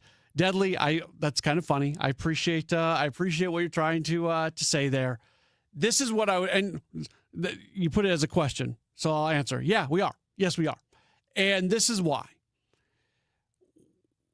Guys get exposed at the big league level in ways that they don't at the minor league level. That's the bottom line. There is a reason that when players get to the big leagues too soon and not totally ready, it can go poorly for them. And sometimes it doesn't go poorly for them right away. Sometimes it goes poorly for them a little bit down the line. And I think that's what we saw with a Jordan Walker. So yes, Joshua Baez can put up all the gaudy numbers in the world. And Chaim Bloom actually talked about this today. He was on with Chris and Amy. They did their show over at the ballpark today. He talked about this with them. There are some things under the hood that they're going to look at that they want to have perfected, or maybe perfected the wrong word, but improved upon before a guy gets called up to the big leagues.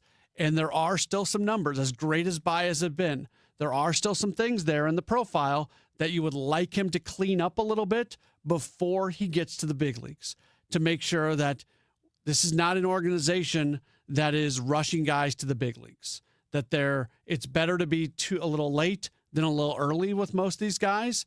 And I would remind people of that. So Baez will be here when Baez is supposed to be here. And to answer Deadly's question, yes, we are indeed talking about a walk rate. This is a Gray Bar Sports Open Line on KMOX.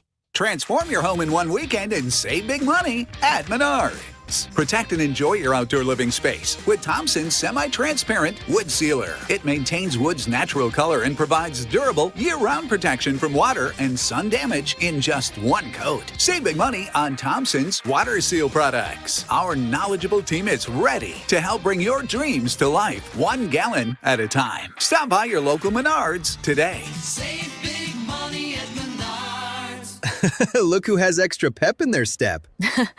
Well, I just finished my to-do list. Gas tank is full, tonight's dinner plans are set, grocery shopping is complete, and I even got everything for those barbecues and pool parties we have planned. You know what's even better? What? Every one of those stops gets me a bit of money back. How are you doing that? By using Upside. Upside? What's that? It's a free app where I earn cash back on gas, groceries, and dining out. They even gave me a cashback bonus on my first grocery trip. So that extra pep comes from all that cash back. Looks like I need to download Upside.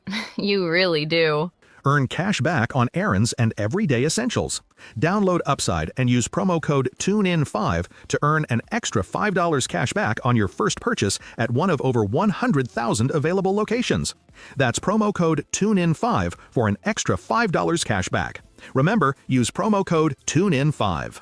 Offers vary by user and location at participating merchants. Go to upside.com for terms and conditions. For men over 50, staying healthy shouldn't feel complicated. Neovitin Men's 50 Plus is a doctor-formulated daily multivitamin designed to support everyday wellness with just 2 tablets a day. You can subscribe at neovitin.com for convenient monthly delivery right to your door, or find Neovitin Men's 50 Plus at your local Deerbirds or Schnucks. All Neovitin vitamins are manufactured in a GMP-certified facility in the USA and are designed for real, everyday routines. Make nutrition easy with Neovitin Men's 50 Plus. The wait is over. The new Omaha Steak Store is now open in Baldwin at 15305 Manchester Road in Central Plaza. Shop now for 50% off store-wide and enjoy delicious doorbuster deals starting at just $19.99. For more than 100 years, Omaha Steaks has delivered the world's best steak experience. From extra-aged USDA-certified tender steaks to pure ground burgers, air-chilled chicken, premium pork, and so much more. Every bite is handcrafted by master butchers and backed by their 100% satisfaction guarantee. Stop by the new Omaha Steak Store in Baldwin today to discover the Omaha Steaks difference. Man, I love this place. I've been surfing here since I was a kid. Now, seeing my grandson out on the water, it means everything to me. Watching him and taking in the blue waves, the sea breeze, the blurry horizon. If you have geographic atrophy, or GA, subtle changes in vision could mean it's progressing toward irreversible vision loss. Izervay is proven to slow GA progression and could help preserve your vision for longer, so you may keep seeing the world around you. Izervay, or avacincaptad pegol, is an eye injection. Don't take it if you have an infection or active swelling in or around your eye. Izervay can cause eye infection, retinal detachment, or increased risk of wet AMD. Izervay may cause blood in the white of the eye, blurred vision, or a temporary increase in eye pressure. Do not drive or use machinery until vision has recovered after an eye injection or exam. Ask your retina specialist how you can slow your GA with Izervay. To learn more, call 1-855-IZERVAY or go to izervay.com. Paid for by Astellas Pharma. Things in Washington, D.C. may seem unsettled at times by their lack of progress.